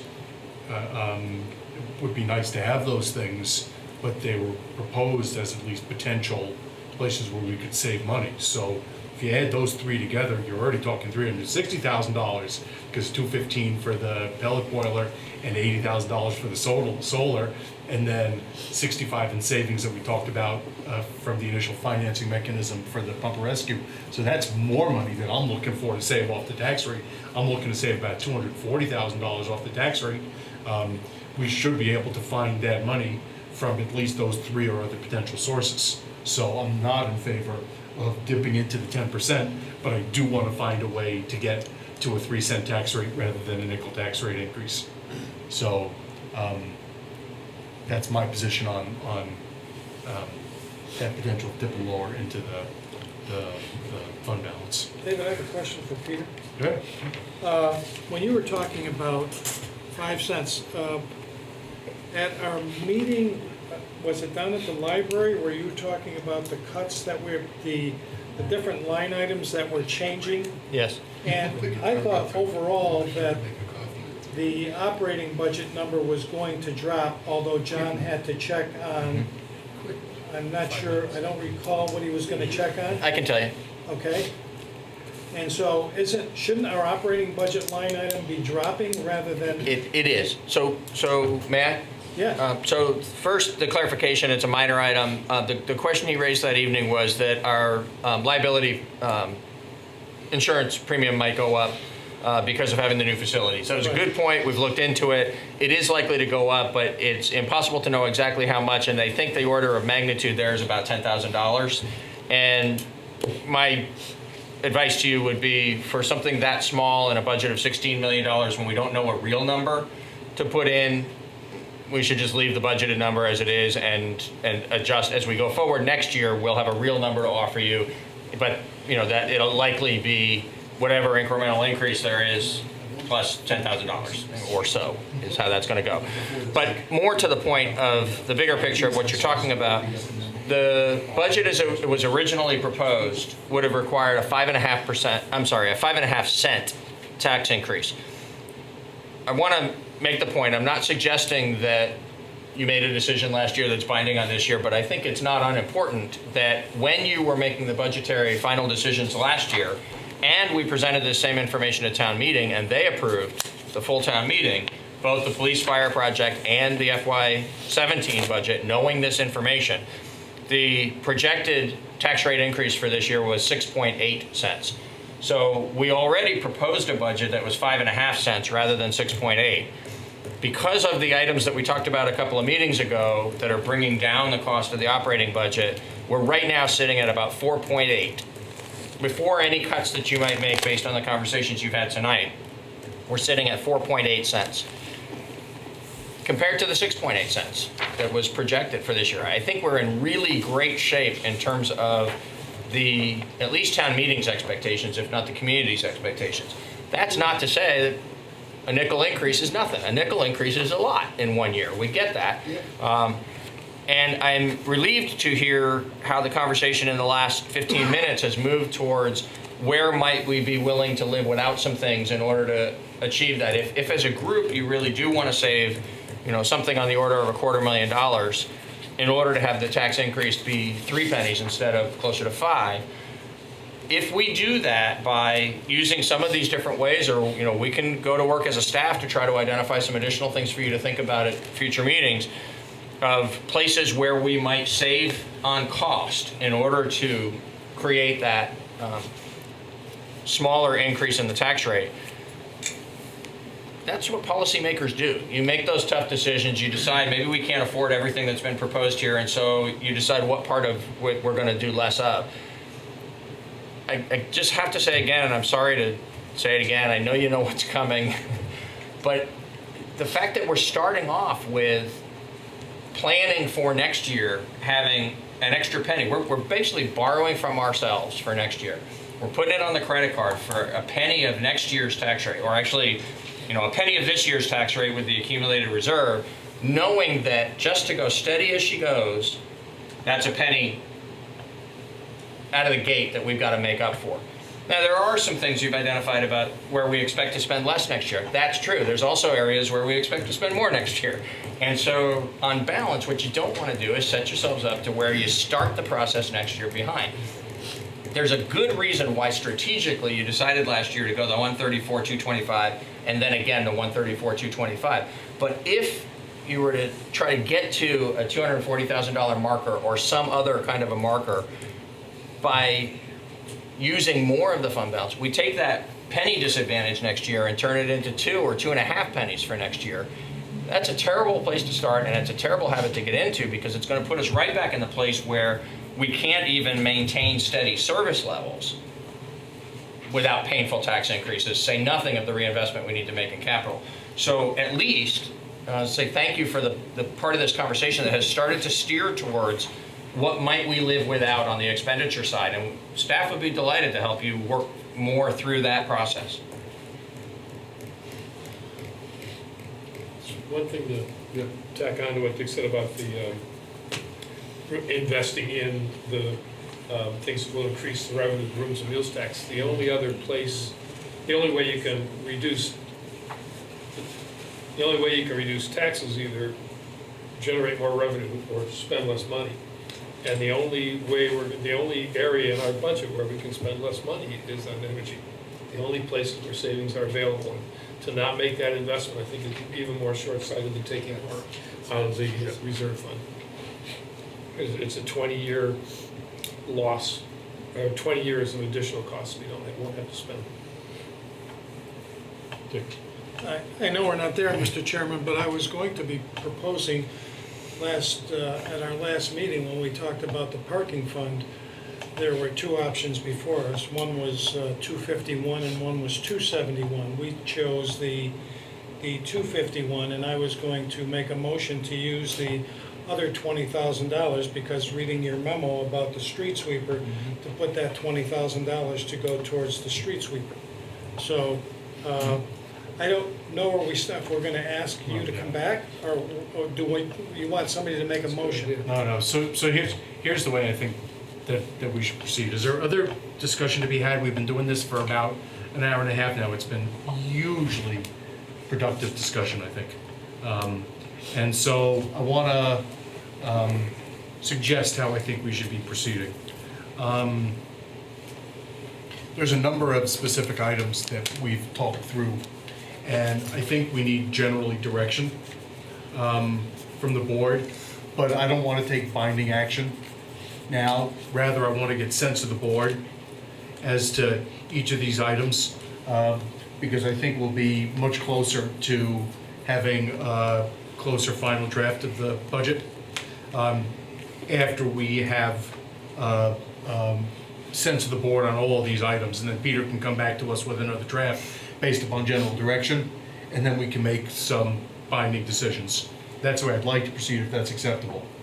So the rather than going right to the municipal center pellet boiler, I'm going to go first to the pumper rescue. All right, and so if we can just walk across the table and just hear what people have to say about whether they're in favor of purchasing that pumper rescue at this point. We'll just start over with Dick. Yes. Dave? Yes. I'm in favor. Yeah. Yep.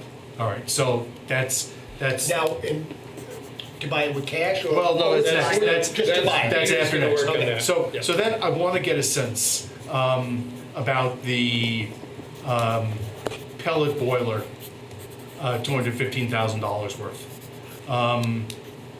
Now we'll start at that end of the table. Who's it? I'm sorry, but before you do that, I just want to make sure, Patrick, Yes, sir. the 215, would that disappear entirely, or is it like the library where there's a smattering of smaller expense items that are in there? It's exactly like the library in that of the 215,000, about 142 and change is the Pellet municipal center's portion of the pellet project. So there's also replacing valves, doing some air sealing in the up in the attic, and then replacing some of the window unit air conditioner units with air source heat pump operated cooling. So the Might still be the same, but- $215,000 is a range of energy efficiency measures for this building. Yes, sir. And the 142 of it is for the municipal center pellet. Correct. But we don't necessarily have to have a new pellet burner here because we have an that's oil correct. burner. And the reason I asked that question is because it gives you three options as opposed to just the two of yes or no to it. So if you wanted to do some energy efficiency work, but you didn't see the value in the pellet boiler, then we'd be reducing by 142 instead of by 215. 15. If you just didn't think it was smart to be investing in energy efficiency here in the building when we haven't made a decision about the future of the building, then you'd be looking to reduce the whole 215. That's my, Right, and so going from that side, I expect you don't want to spend any of the 215. until we find out what's going on with the municipal center. And Kate, what do you want to do? Good girl. Well, see, this is where I get confused. I don't know, because I get confused because it's, on the budget, it looks like it's 215 or whatever it is for a pellet. No, but we just clarified that it's not. No, I know, but for me to say I want to spend all of it or none of it, I don't know. That's why it says energy efficiency Okay. or energy savings measures rather than pellet boilers, because it's this variety of things. Right, that including Patrick the, just including said. the pellet boiler. Right, for the Right. 150 or so out of the 215. I don't know. I mean, I don't want to spend 215 if we don't have it. I don't mean to be so vague about the whole thing, but It's very. this drives me nuts because it just says energy efficiency measures, and what the heck are they? I know you've just explained them, but I haven't been able to move beyond. I'm confused by these blanket statements. But if something had to go, I say the pellet burner would go, if that's helpful. Kind of helpful, okay. With the fate of the municipal center up in the air, and with the tax rate hanging in the balance, I would probably defer the 215 for now, and save, or part of it, save the 215 or part of it. I need a clarification, because this is in our capital request. So if we don't spend, say, the 142 on the pellet boiler, then will this go down 142, or will we spend the 142 on something else? No, No, the purpose of the work you've been doing for the last hour is to identify where would you be willing to spend less So money, so this how would lower the bottom line. But how? Because this is capital, this is coming out of the reserve fund, not out of. No, it's not. So there'd still be a $500,000 transfer to capital Right. from fund balance, but the overall transfer from the general fund to the capital fund would be reduced by the amounts you're talking about right Well, I now. still think it's just stupid. It's gonna save money over the long run. It's a very small amount of money compared to all the money that we're spending. And it's the longer we put it off, the more money we just burn up and throw away. Dick? No. All right.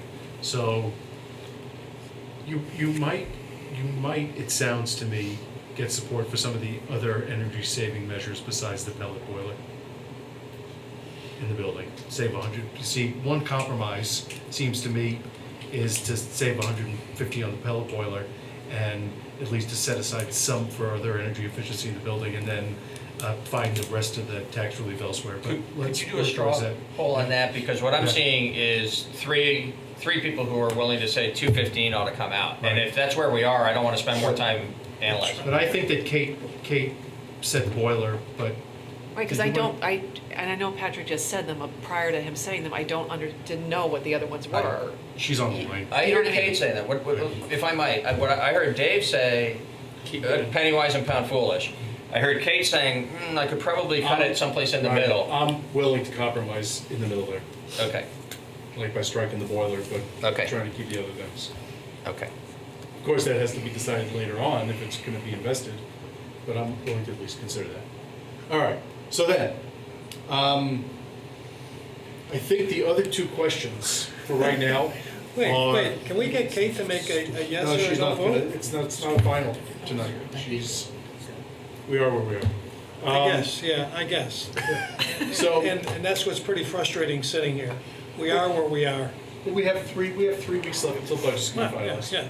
We're moving along pretty deliberate pace. Hillary, what do you think about all this? We should have got her swearing in at 6:15. You can get out still. You can still get out. No, she's sworn in. No. No, she's Kids have there. gone to Yeah. bed. The other 2 items I think we're going to be just voicing right now. Who wants to buy the truck with cash? Which way you want to start? That's with Dick. What's that mean? Cash? Yes. Oh, I would rather go with Peter's suggestion of financing some of it and keep the boiler. I think Peter said cash. Right, he said cash, but I understand. Oh, your you position. said, yeah, right. You said funds of it. I'm in between, paying for it all in cash or financing some and keeping the boiler. You know, it's. come on, Kate. Kate, I'm for some of it cash, but I don't know how much. And the whole boiler thing is, Cash. cash. And then the last one is really just a tax rate issue. So I'm just going to be the first one that would go from other directions. I say we should be working towards 3 cents. Can I say lower? Try to. I know. I mean, I'd like to get as low as we can. This side? Go, David. Yeah, 3 cents. I was thinking 2.8, but 3. Dick? I'm good right where we are. Kate? I think if we can lower it, we should do it. All right. So that's about as much of a sense as you're getting right now, and we'll work towards it for next week. We're going to take a break now for 5 minutes. All right, we're back live at our January 3rd, 2017 Select Board meeting, and we're going to briefly adjust our agenda before diving back into budget issues to welcome the new town clerk. So, Peter? So we want to welcome Hillary Francis, who was sworn in on Friday. Nice ceremony down in the clerk's office. Had a friend and some family present, as well as some of us who are her teammates here in the town. We're delighted to have you aboard as town clerk. Thank you for your endurance this evening. I know you expected to get home a little sooner than now, but yeah, you got a good taste of it. You got a good taste of how some of the hard decisions get made. Anybody? Hillary, welcome. And we wish you a long tenure as town clerk. Indeed. Absolutely. But after this meeting, No, I don't think there's any. No. Sign it? No, Okay. but there's no other action. So No, it's just a welcome. thanks for staying, Oh my gosh, and it's Steve. if you need to go home, you know, we'll see you. that's it. That's it? So, well, the next item was The to next item appoint her. is to appoint her, but we'll do that after. Okay, I thought we were All gonna right, have. so, we have We did that. 3 substantive items remaining on the FY18 budget.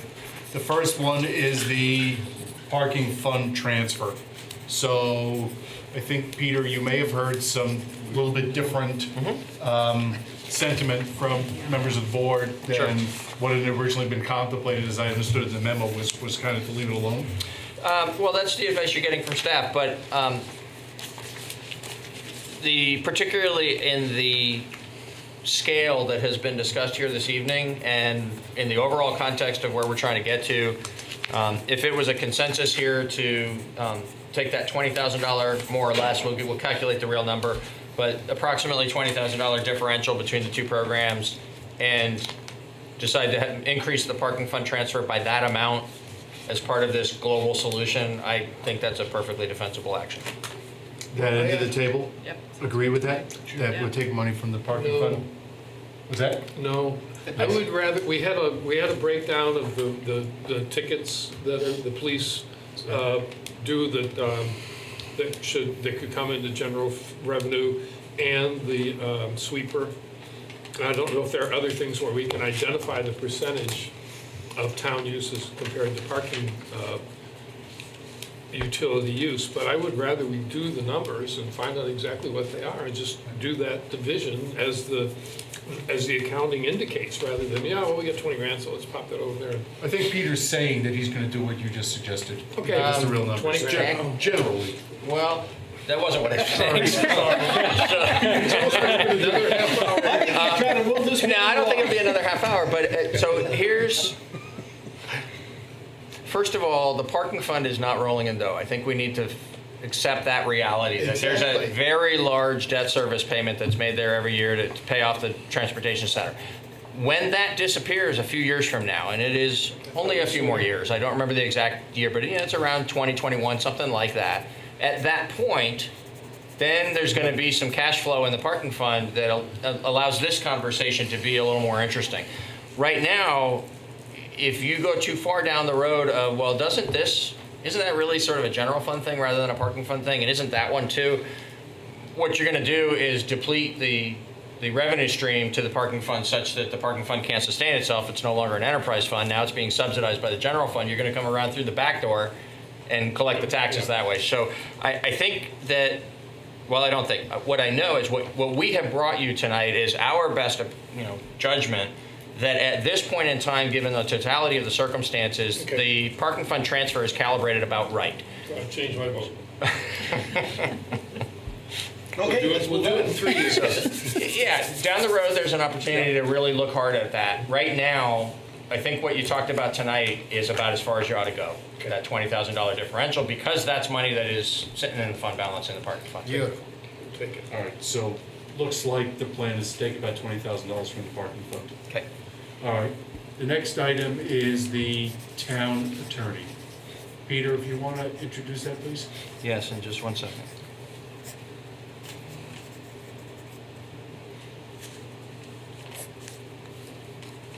You just make Thanks. notes so he doesn't forget. Exactly.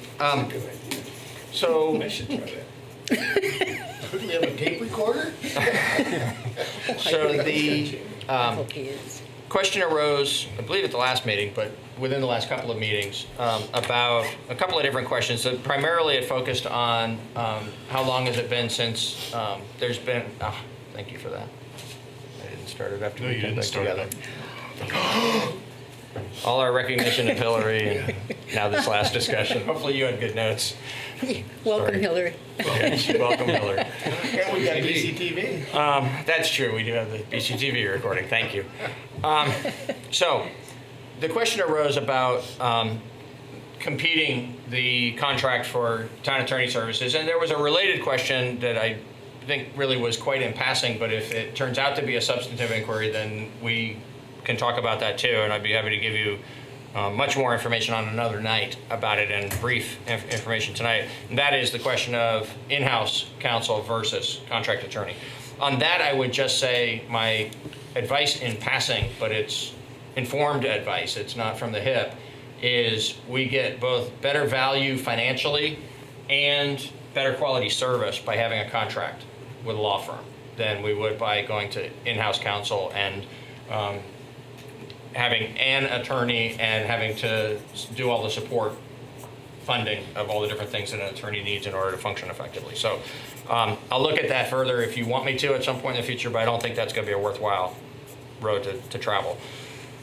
The question as to how often is the right frequency to compete a service that is being provided well to the town is a reasonable question. And this past year we competed auditing services and we got a good deal out of that. And we think we've still got good auditing services that we're receiving. And we had auditor, the auditor that was replaced through that process was somebody who provided good service to the town over quite a long time.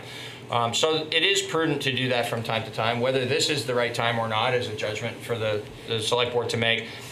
I would suggest to you that if you do decide that we have arrived at a point where we ought to do a request for qualifications and a review and a competitive process regarding the town attorney services, that the timing to do that would be at the end of next summer, entering into next fall, so that when we arrive at this point next year, we have the results of that and you can make an informed decision about how to proceed. To attempt to do a competitive process in a hurry-up fashion in the next several weeks would be a mistake. And we don't have time to do it well before the budget decisions have to be finalized. Does anybody disagree with that advice? No, no. All right, so it'll be on your agenda for early next year to consider whether you want to put it to bid. All right. And then the next item on this budget process list is the energy coordinator position. So Peter, if you could just bring us back up to speed. Yes, sir. So in the memorandum dated December 29th, it's in your backup on bottom of page 3 and top of page 4 is the information regarding the energy coordinator position. And you have choices here. The way that this has been provided is a very unorthodox way, but it worked for the town for the better part of a decade. There was a nonprofit, and there was an opportunity that arose at that time and then stayed in place for a while where a nonprofit was formed. The bulk of the funding for the nonprofit came from a $10,000 annual donation from the town.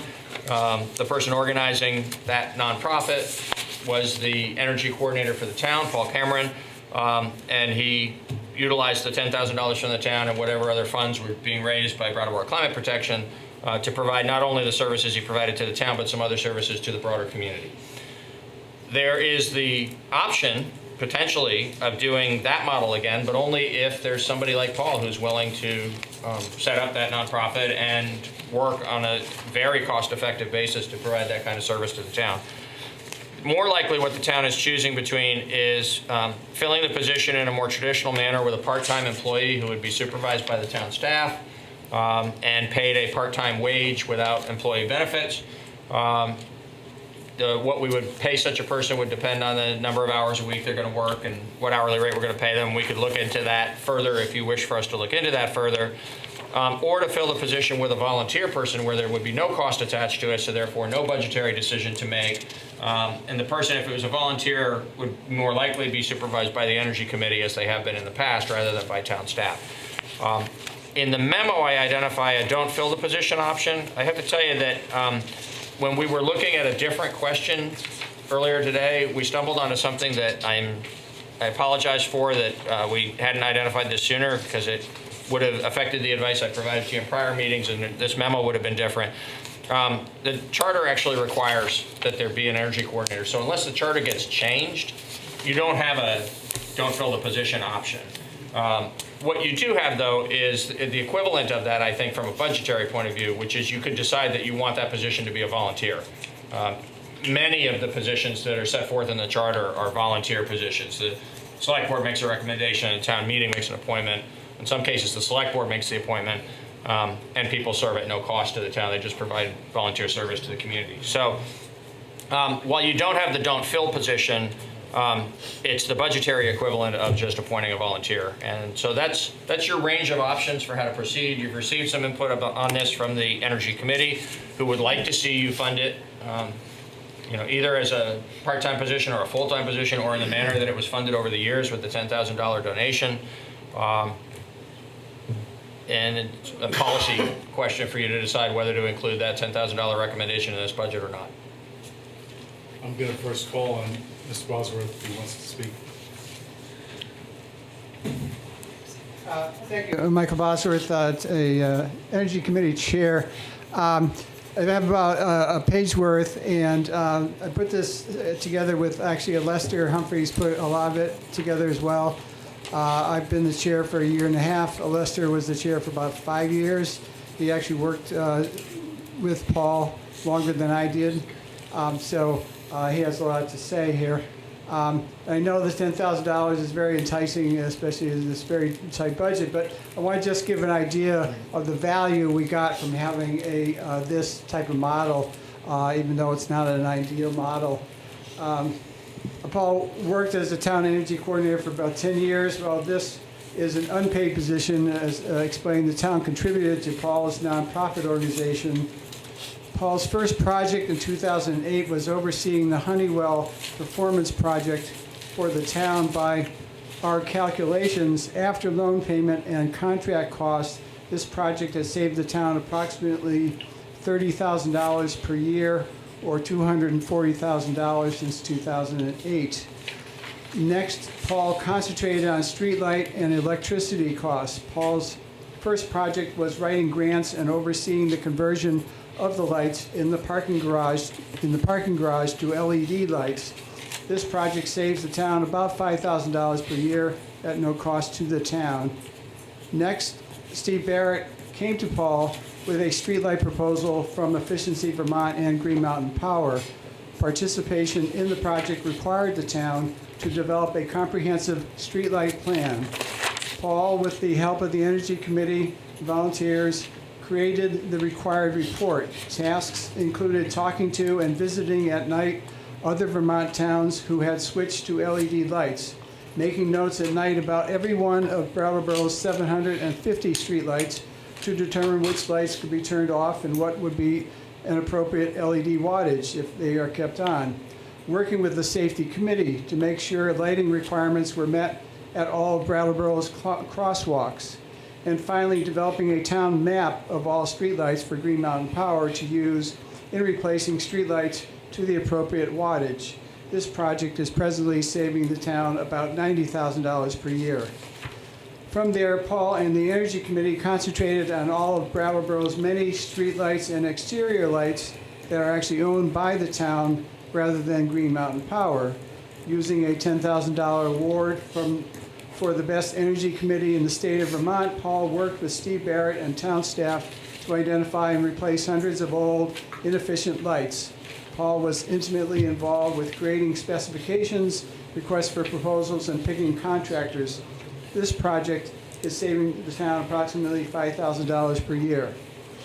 Looking toward the future, the town building energy audits completed almost a year ago now have specific recommended energy-saving measures that, if implemented, will result in total savings over their lives after paying for themselves plus interest of $2.4 million.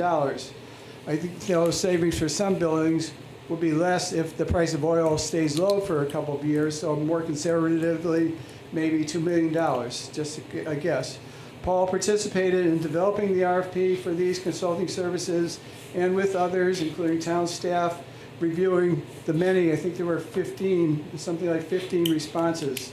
He helped advise and support the consultant all along the way.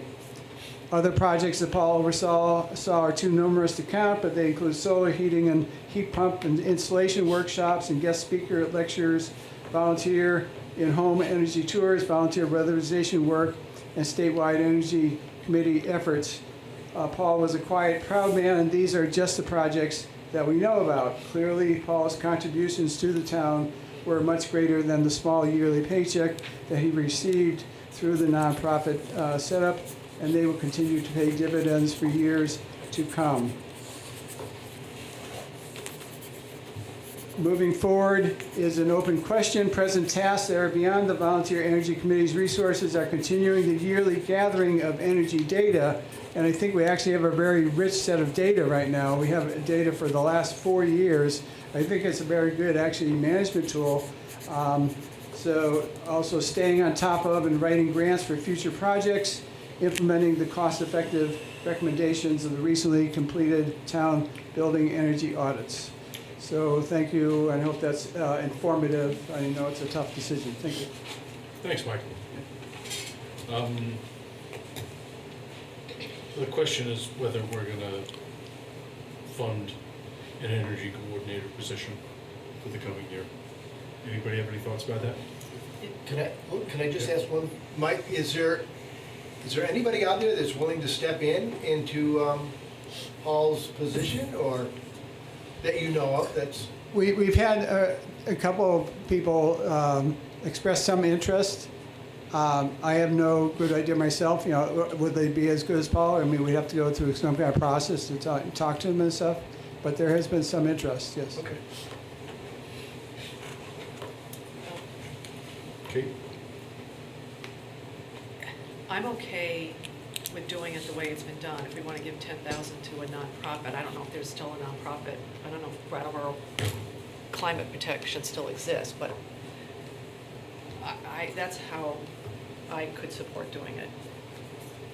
if we wanted to keep going.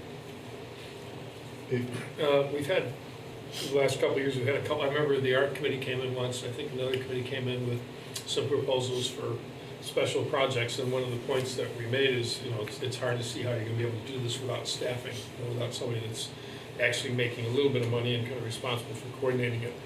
And I think that if we want to continue to get anything like this sort of return from the energy, or this sort of service and support from the energy committee, we need to continue to provide some support.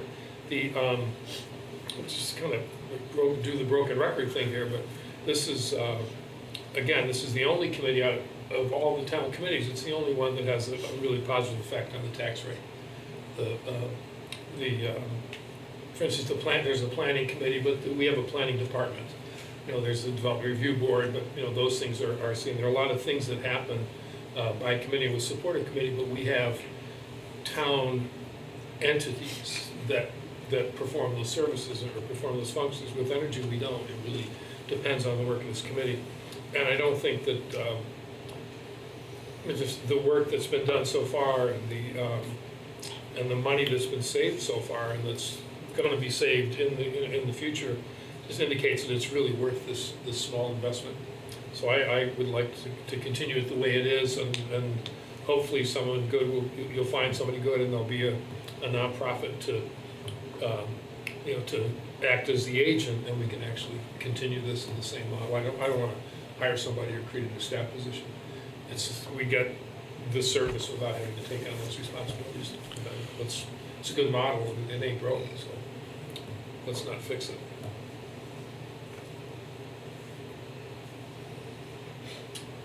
I'm definitely not for putting another staff person on. And I have some reservations about funding. Other committees come and make requests, and we turn them down. This is an opportunity to correct that by just having a volunteer board, and then in our energy committee is very good. So I want to make that perfectly clear. And I'm quite confident that that board has the capability of coming forward and making requests. And so I'm not in favor of spending $10,000. Given the light of what all of you were talking about before, if we have to find places to reduce a number, then there's an opportunity to do that.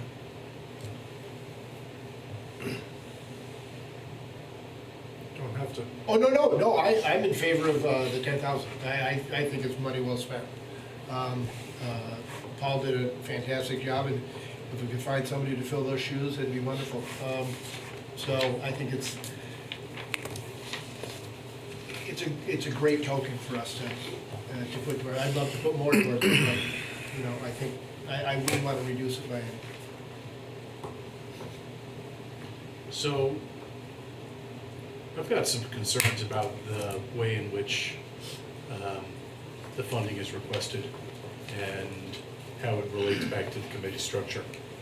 I am not in favor of there being paid advocates for individual committees. And we had a request for money going to the Arts Committee, and I was opposed to that. And I have the same reaction with respect to the Energy Committee. On the other hand, I am much more in favor than anybody I've heard at the table of making this a dedicated town priority through some sort of staffing and dedication of employee hours. When the Energy Committee came and asked for, like, I don't know what it was, $5,000 or $10,000 2 or 3 years ago to do energy-related audits, my response was, that's not going to accomplish anything. We've got to put some real money to do the audits and to make that happen. And as a result of dedicating that money, we've got a plan. And I really think that that needs to be integrated more consciously and more effectively into the operations of the town as a whole. I have some concerns about the real cost savings that have been realized over the course of the last years. There have been real substantial savings that have been achieved from Paul's work, but the materials that were presented to us when the Energy Committee was here 6 weeks ago tended to indicate that except for the lights, energy costs have been rising steadily for the last 2, 3, 4, 5 years. And so I've got some concerns about really the efficacy of the model that's been in place. John used the word token. It's a nice token to give $10,000, but if there's going to be real savings and efficiencies gained from energy-related work, I wonder if a different model is needed right now than just giving $10,000 to a nonprofit, because I haven't really seen the benefit over the course of the last 3 or 4 years. I think it'd be worth looking into that. I would not want to stop the progress that's being made, even though it isn't solving the problem. It's definitely having a positive impact. I would love to put that on our agenda and actually look at it and discuss it and figure out how could we structure that so that it was a function of the town to have an energy savings officer or something to that effect. But I wouldn't want to not cut the committee off at this point without staff to continue the work that they're doing. Well, part of the issue is, though, there isn't a nonprofit that exists. Like, I don't want somebody to create something quickly so they can get 10,000. You know, if there was a functioning nonprofit that could carry this through, I'm all for it, but I don't want somebody going home tonight and making a nonprofit up so they can get $10,000. So I think in a lot of ways, I agree with what you're saying, to make sure what we do is the right way to do it. And I have no objection if the 10,000 can go to something that actually is viable and works. I have no objections to it going there. But we do have to make sure it's going somewhere. Right, we don't have that structure in place yet. No, So there's no structure. Peter's looking at me. Well, yeah, I have a question for you, because I just want to make sure we're all talking about the same thing. What I thought I heard you suggesting was consideration of something that would cost a good bit more than $10,000 in the hopes that it would provide a return that would be substantially enough to offset that cost, but that you were suggesting that the $10,000 model hasn't been compelling to you, and you're talking about a staff person, I think. And that's not what I heard on either Right. other side of the table. So I'm talking about And my a question would be, model. where are we going to find the savings someplace else to fund that position? So That's why I think we should look at it for next year, look at it in terms of how would we do this? Where could we expect savings? How realistic is it to expect energy costs to come down just because somebody's monitoring it when they continue to go up? Because we don't When have the to. when the rates, electric rates is 2% a year, it's automatic, it's almost, I mean, you don't even have to think about it, it's gonna go 2%. we don't have to do this right now. I mean, we could wait till next year when we figure this out. I mean, there's no, something that says we have to give $10,000 this year. So Well, we need to put it in this budget, though. if it's going to be, if you're going to put fund it this year. Just one question for Michael. Has the committee talked about an organization, I'm just wondering, is that something that Sion could oversee, could be the structure for? Or is there another nonprofit? Possibly. I mean, I haven't talked to Guy Payne about that. I mean, that's a possible model. Setting up a Vermont nonprofit doesn't take very long to do. Paul did close down Brattleboro Climate Protection when he left, so that doesn't exist right now. So possible looking at other nonprofits in the area. All right, so we'll take this back up next week or the week after. Anything further about the energy coordinator position? All right, so then the only other item is that the next budget meeting is Oh, I'm sorry, you're right. next Tuesday at 5:30. Thanks, Michael, for staying. Next Tuesday at 5:30, we're going to continue the budget discussion. We're going to move towards decision on many of the issues we worked through tonight. Maybe we'll have another draft of the budget, or maybe we'll be working towards that. That's not exactly clear to me at this point. And also, at the meeting next Tuesday, we're going to notice up the discussion about landfill solar. yes. So we can actually move to new business. You got it. Unless there's anything further to be talked about under budget, the next item on the agenda, under new business, is representative town meeting articles. First one is for appointment of the town clerk. Do you want me to read it? Please. I move to appoint Hillary Francis as town clerk for the period ending March 24th, 2018, and to add an article to the warning for ratification by representative town meeting. Is there any discussion? Here, here. We have a motion to appoint Hillary Francis town clerk and to add an article appointing her as town clerk to the representative town meeting warning. Any further discussion? Hearing none. All those in favor, please say aye. Aye. Any opposed or abstaining? That carries 5-0. Next, we're asked to appoint town treasurer and to approve an article for the warning as to the town treasurer. So moved. We got a motion to appoint John O'Connor as town treasurer for the period ending March 24, 2018. And to add an article to the warning for ratification by representative town meeting on that appointment. Any further discussion? Hearing none, all those in favor, please say aye. Aye. Any opposed or abstaining? That carries 5-0.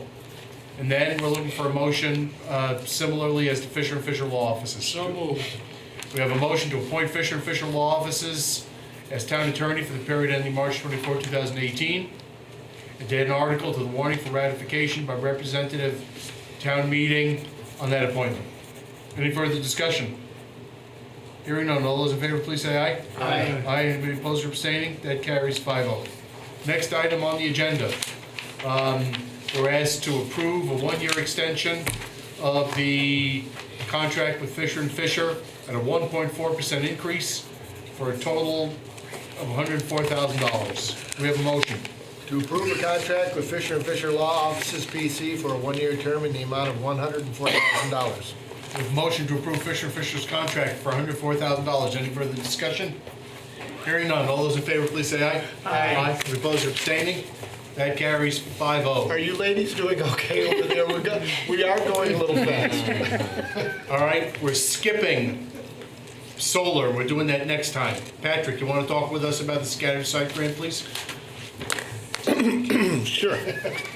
As the board will recall, Elizabeth Bridgewater and Connie Snow from Windham and Windsor Housing Trust were here several months ago, and they were seeking to enhance the home repair loan program. It's a regional program, covers actually 2 counties, Windham and Windsor counties. We together went to the Community Development Board up at Montpelier, and the enhancement request that was approved by the Select Board was also approved in Montpelier, and so the board is now asked to accept an enhancement to that grant in the amount of $340,000. Thank you, Patrick. We're ready for motion, please. I move to accept and appropriate the scattered site enhancement grant from the Energy of Commerce and Community Development in the amount of $340,000 to provide additional funding to supplement Windham and Windsor Housing Trust Home Repair Program and Counseling Advocacy Services Program through December 31, 2017. We have a motion to accept and appropriate scattered site grant, $340,000 for Windham Windsor Housing Trust. Any further discussion? Hearing none. All those in favor, please say aye. Aye. Any opposed or abstaining? That carries 5-0. Peter, if you would talk with us about the select board meeting schedule to approve the town meeting warning? Sure. That meeting has to be held no less than 30 and no more than 40 days prior to town meeting day. So that means it has to be held between January 26th and February 5th this year. We can accommodate whatever works best for the select board, but I would just note that we've made a habit these last couple of years of trying to use Tuesday evenings for these meetings so that people, even though it's not the first and third Tuesday, it's at least in the same kind of rhythm as what they're used to seeing for these select board meetings. And if you were to try to adhere to that for this meeting, it would be January 31st. I don't think we need a motion. Can we plan to meet January 31 to finalize the budget? Is that all we'll do? It's actually, this would be to approve the town meeting warning. To This approve is the you- warning. We hope that you'll The budget will be done approve the before. budget either on the 17th or the 24th. We have a meeting on the 31st to approve the warning? Sure. Okay, Okay. At what no time? motion needed. At what time? 5:30 5:30. by acclamation. And then committee appointments. So if everybody would turn to tab G. I will note that we have 3 applications for 1 art committee position. There's a suggestion that there may be another opening on the arts committee, but that's not clear. We did 2 interviews with Dawn Chatton and Sean Tao today. We have two people have put in applications for 3 openings on the Conservation Commission. And there's an overlap of one of those people from the Arts Committee applications. Same with the Planning Commission. We have 2 names put in for 2 positions. So do we have any nominations for the Arts Committee? I nominate Don Chatton. Do we have any other nominations for the Arts Committee? All those in favor of Dawn Chatton for the Arts Committee, please say aye. Aye. Any opposed or abstaining? That carries 5-0. Do we have any nominations for the Conservation Commission? I nominate- Oh, go ahead. Lori Callahan and Jennifer Latham. We have 2 nominations for the Conservation Commission. Any further nominations? All those in favor of both those people serving on the Conservation Commission, please say aye. Aye. Any opposed or abstaining? That carries 5-0. Planning Commission, we have 2 openings and 2 people. I nominate Jessica Gelter and Sean Tao for the Planning Commission. Any further nominations? All those in favor of Jessica Gelter and Sean Tao being on the Planning Commission, please say aye. Aye. Any opposed or abstaining? That carries 5-0. Is there any further business to come in front of the meeting tonight? Mr. Reichman? Franz Reichman from the Finance Committee. I maybe had an opportunity to say this earlier, but I feel moved to say it now.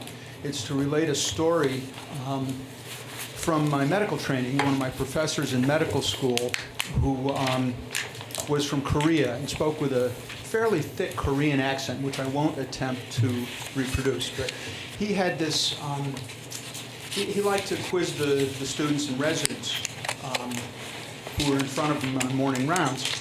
And I heard him once say, now the capital of the state of Kentucky, is that pronounced Louisville or Louisville? And all these wise guys would start raising their hands and just yelling out, it's Louisville! And this Dr. Mann, would say, the capital of Kentucky is pronounced Frankfurt. If you want to get the right answer, you must ask the right question. Now, I heard the chair of the Energy Committee say that there's $2.5 million in energy savings floating around out there somewhere. I don't know if that's right or not, but if that's anything close to right, I don't think the right question is, how can we save $10,000? I think the right question is, how can we get our hands on that $2.5 million? Thank you. Dave's been asking that question all night. And all year, and the year And all before, and the year. year before that. I think I've heard him be asking that. Thank you. We have a very quick deliberative session. I think that most of it went away. Executive session, most of it went away as a result of some public business that we had. But I moved to enter executive session to before I do that, I want to thank everybody who's been watching the meeting tonight, whether live or recorded. I want to thank everybody who participated. I thought this was an excellent meeting that was very productive and moved us way down the road with respect to budget-related issues. I want to thank our BCTV operator. It was operators. I want to thank our member of the press and our ASL interpreters and everybody who's been in attendance at the meeting, our member of the Finance Committee who's come to these meetings regularly, and thank you for your report given to town meeting members. We're going to enter executive session very briefly, and then we will rise from executive session and adjourn. We will take no action in executive session. Happy New Year, everybody. I move to enter executive session to discuss appointment and evaluation of town employees where general, premature, public knowledge would clearly place the municipality, people involved, and the select board at substantial disadvantage. And I invite the town manager into the executive session. All those in favor, please say aye. Aye. Anybody opposed or abstaining? That carries 5-0. Good night.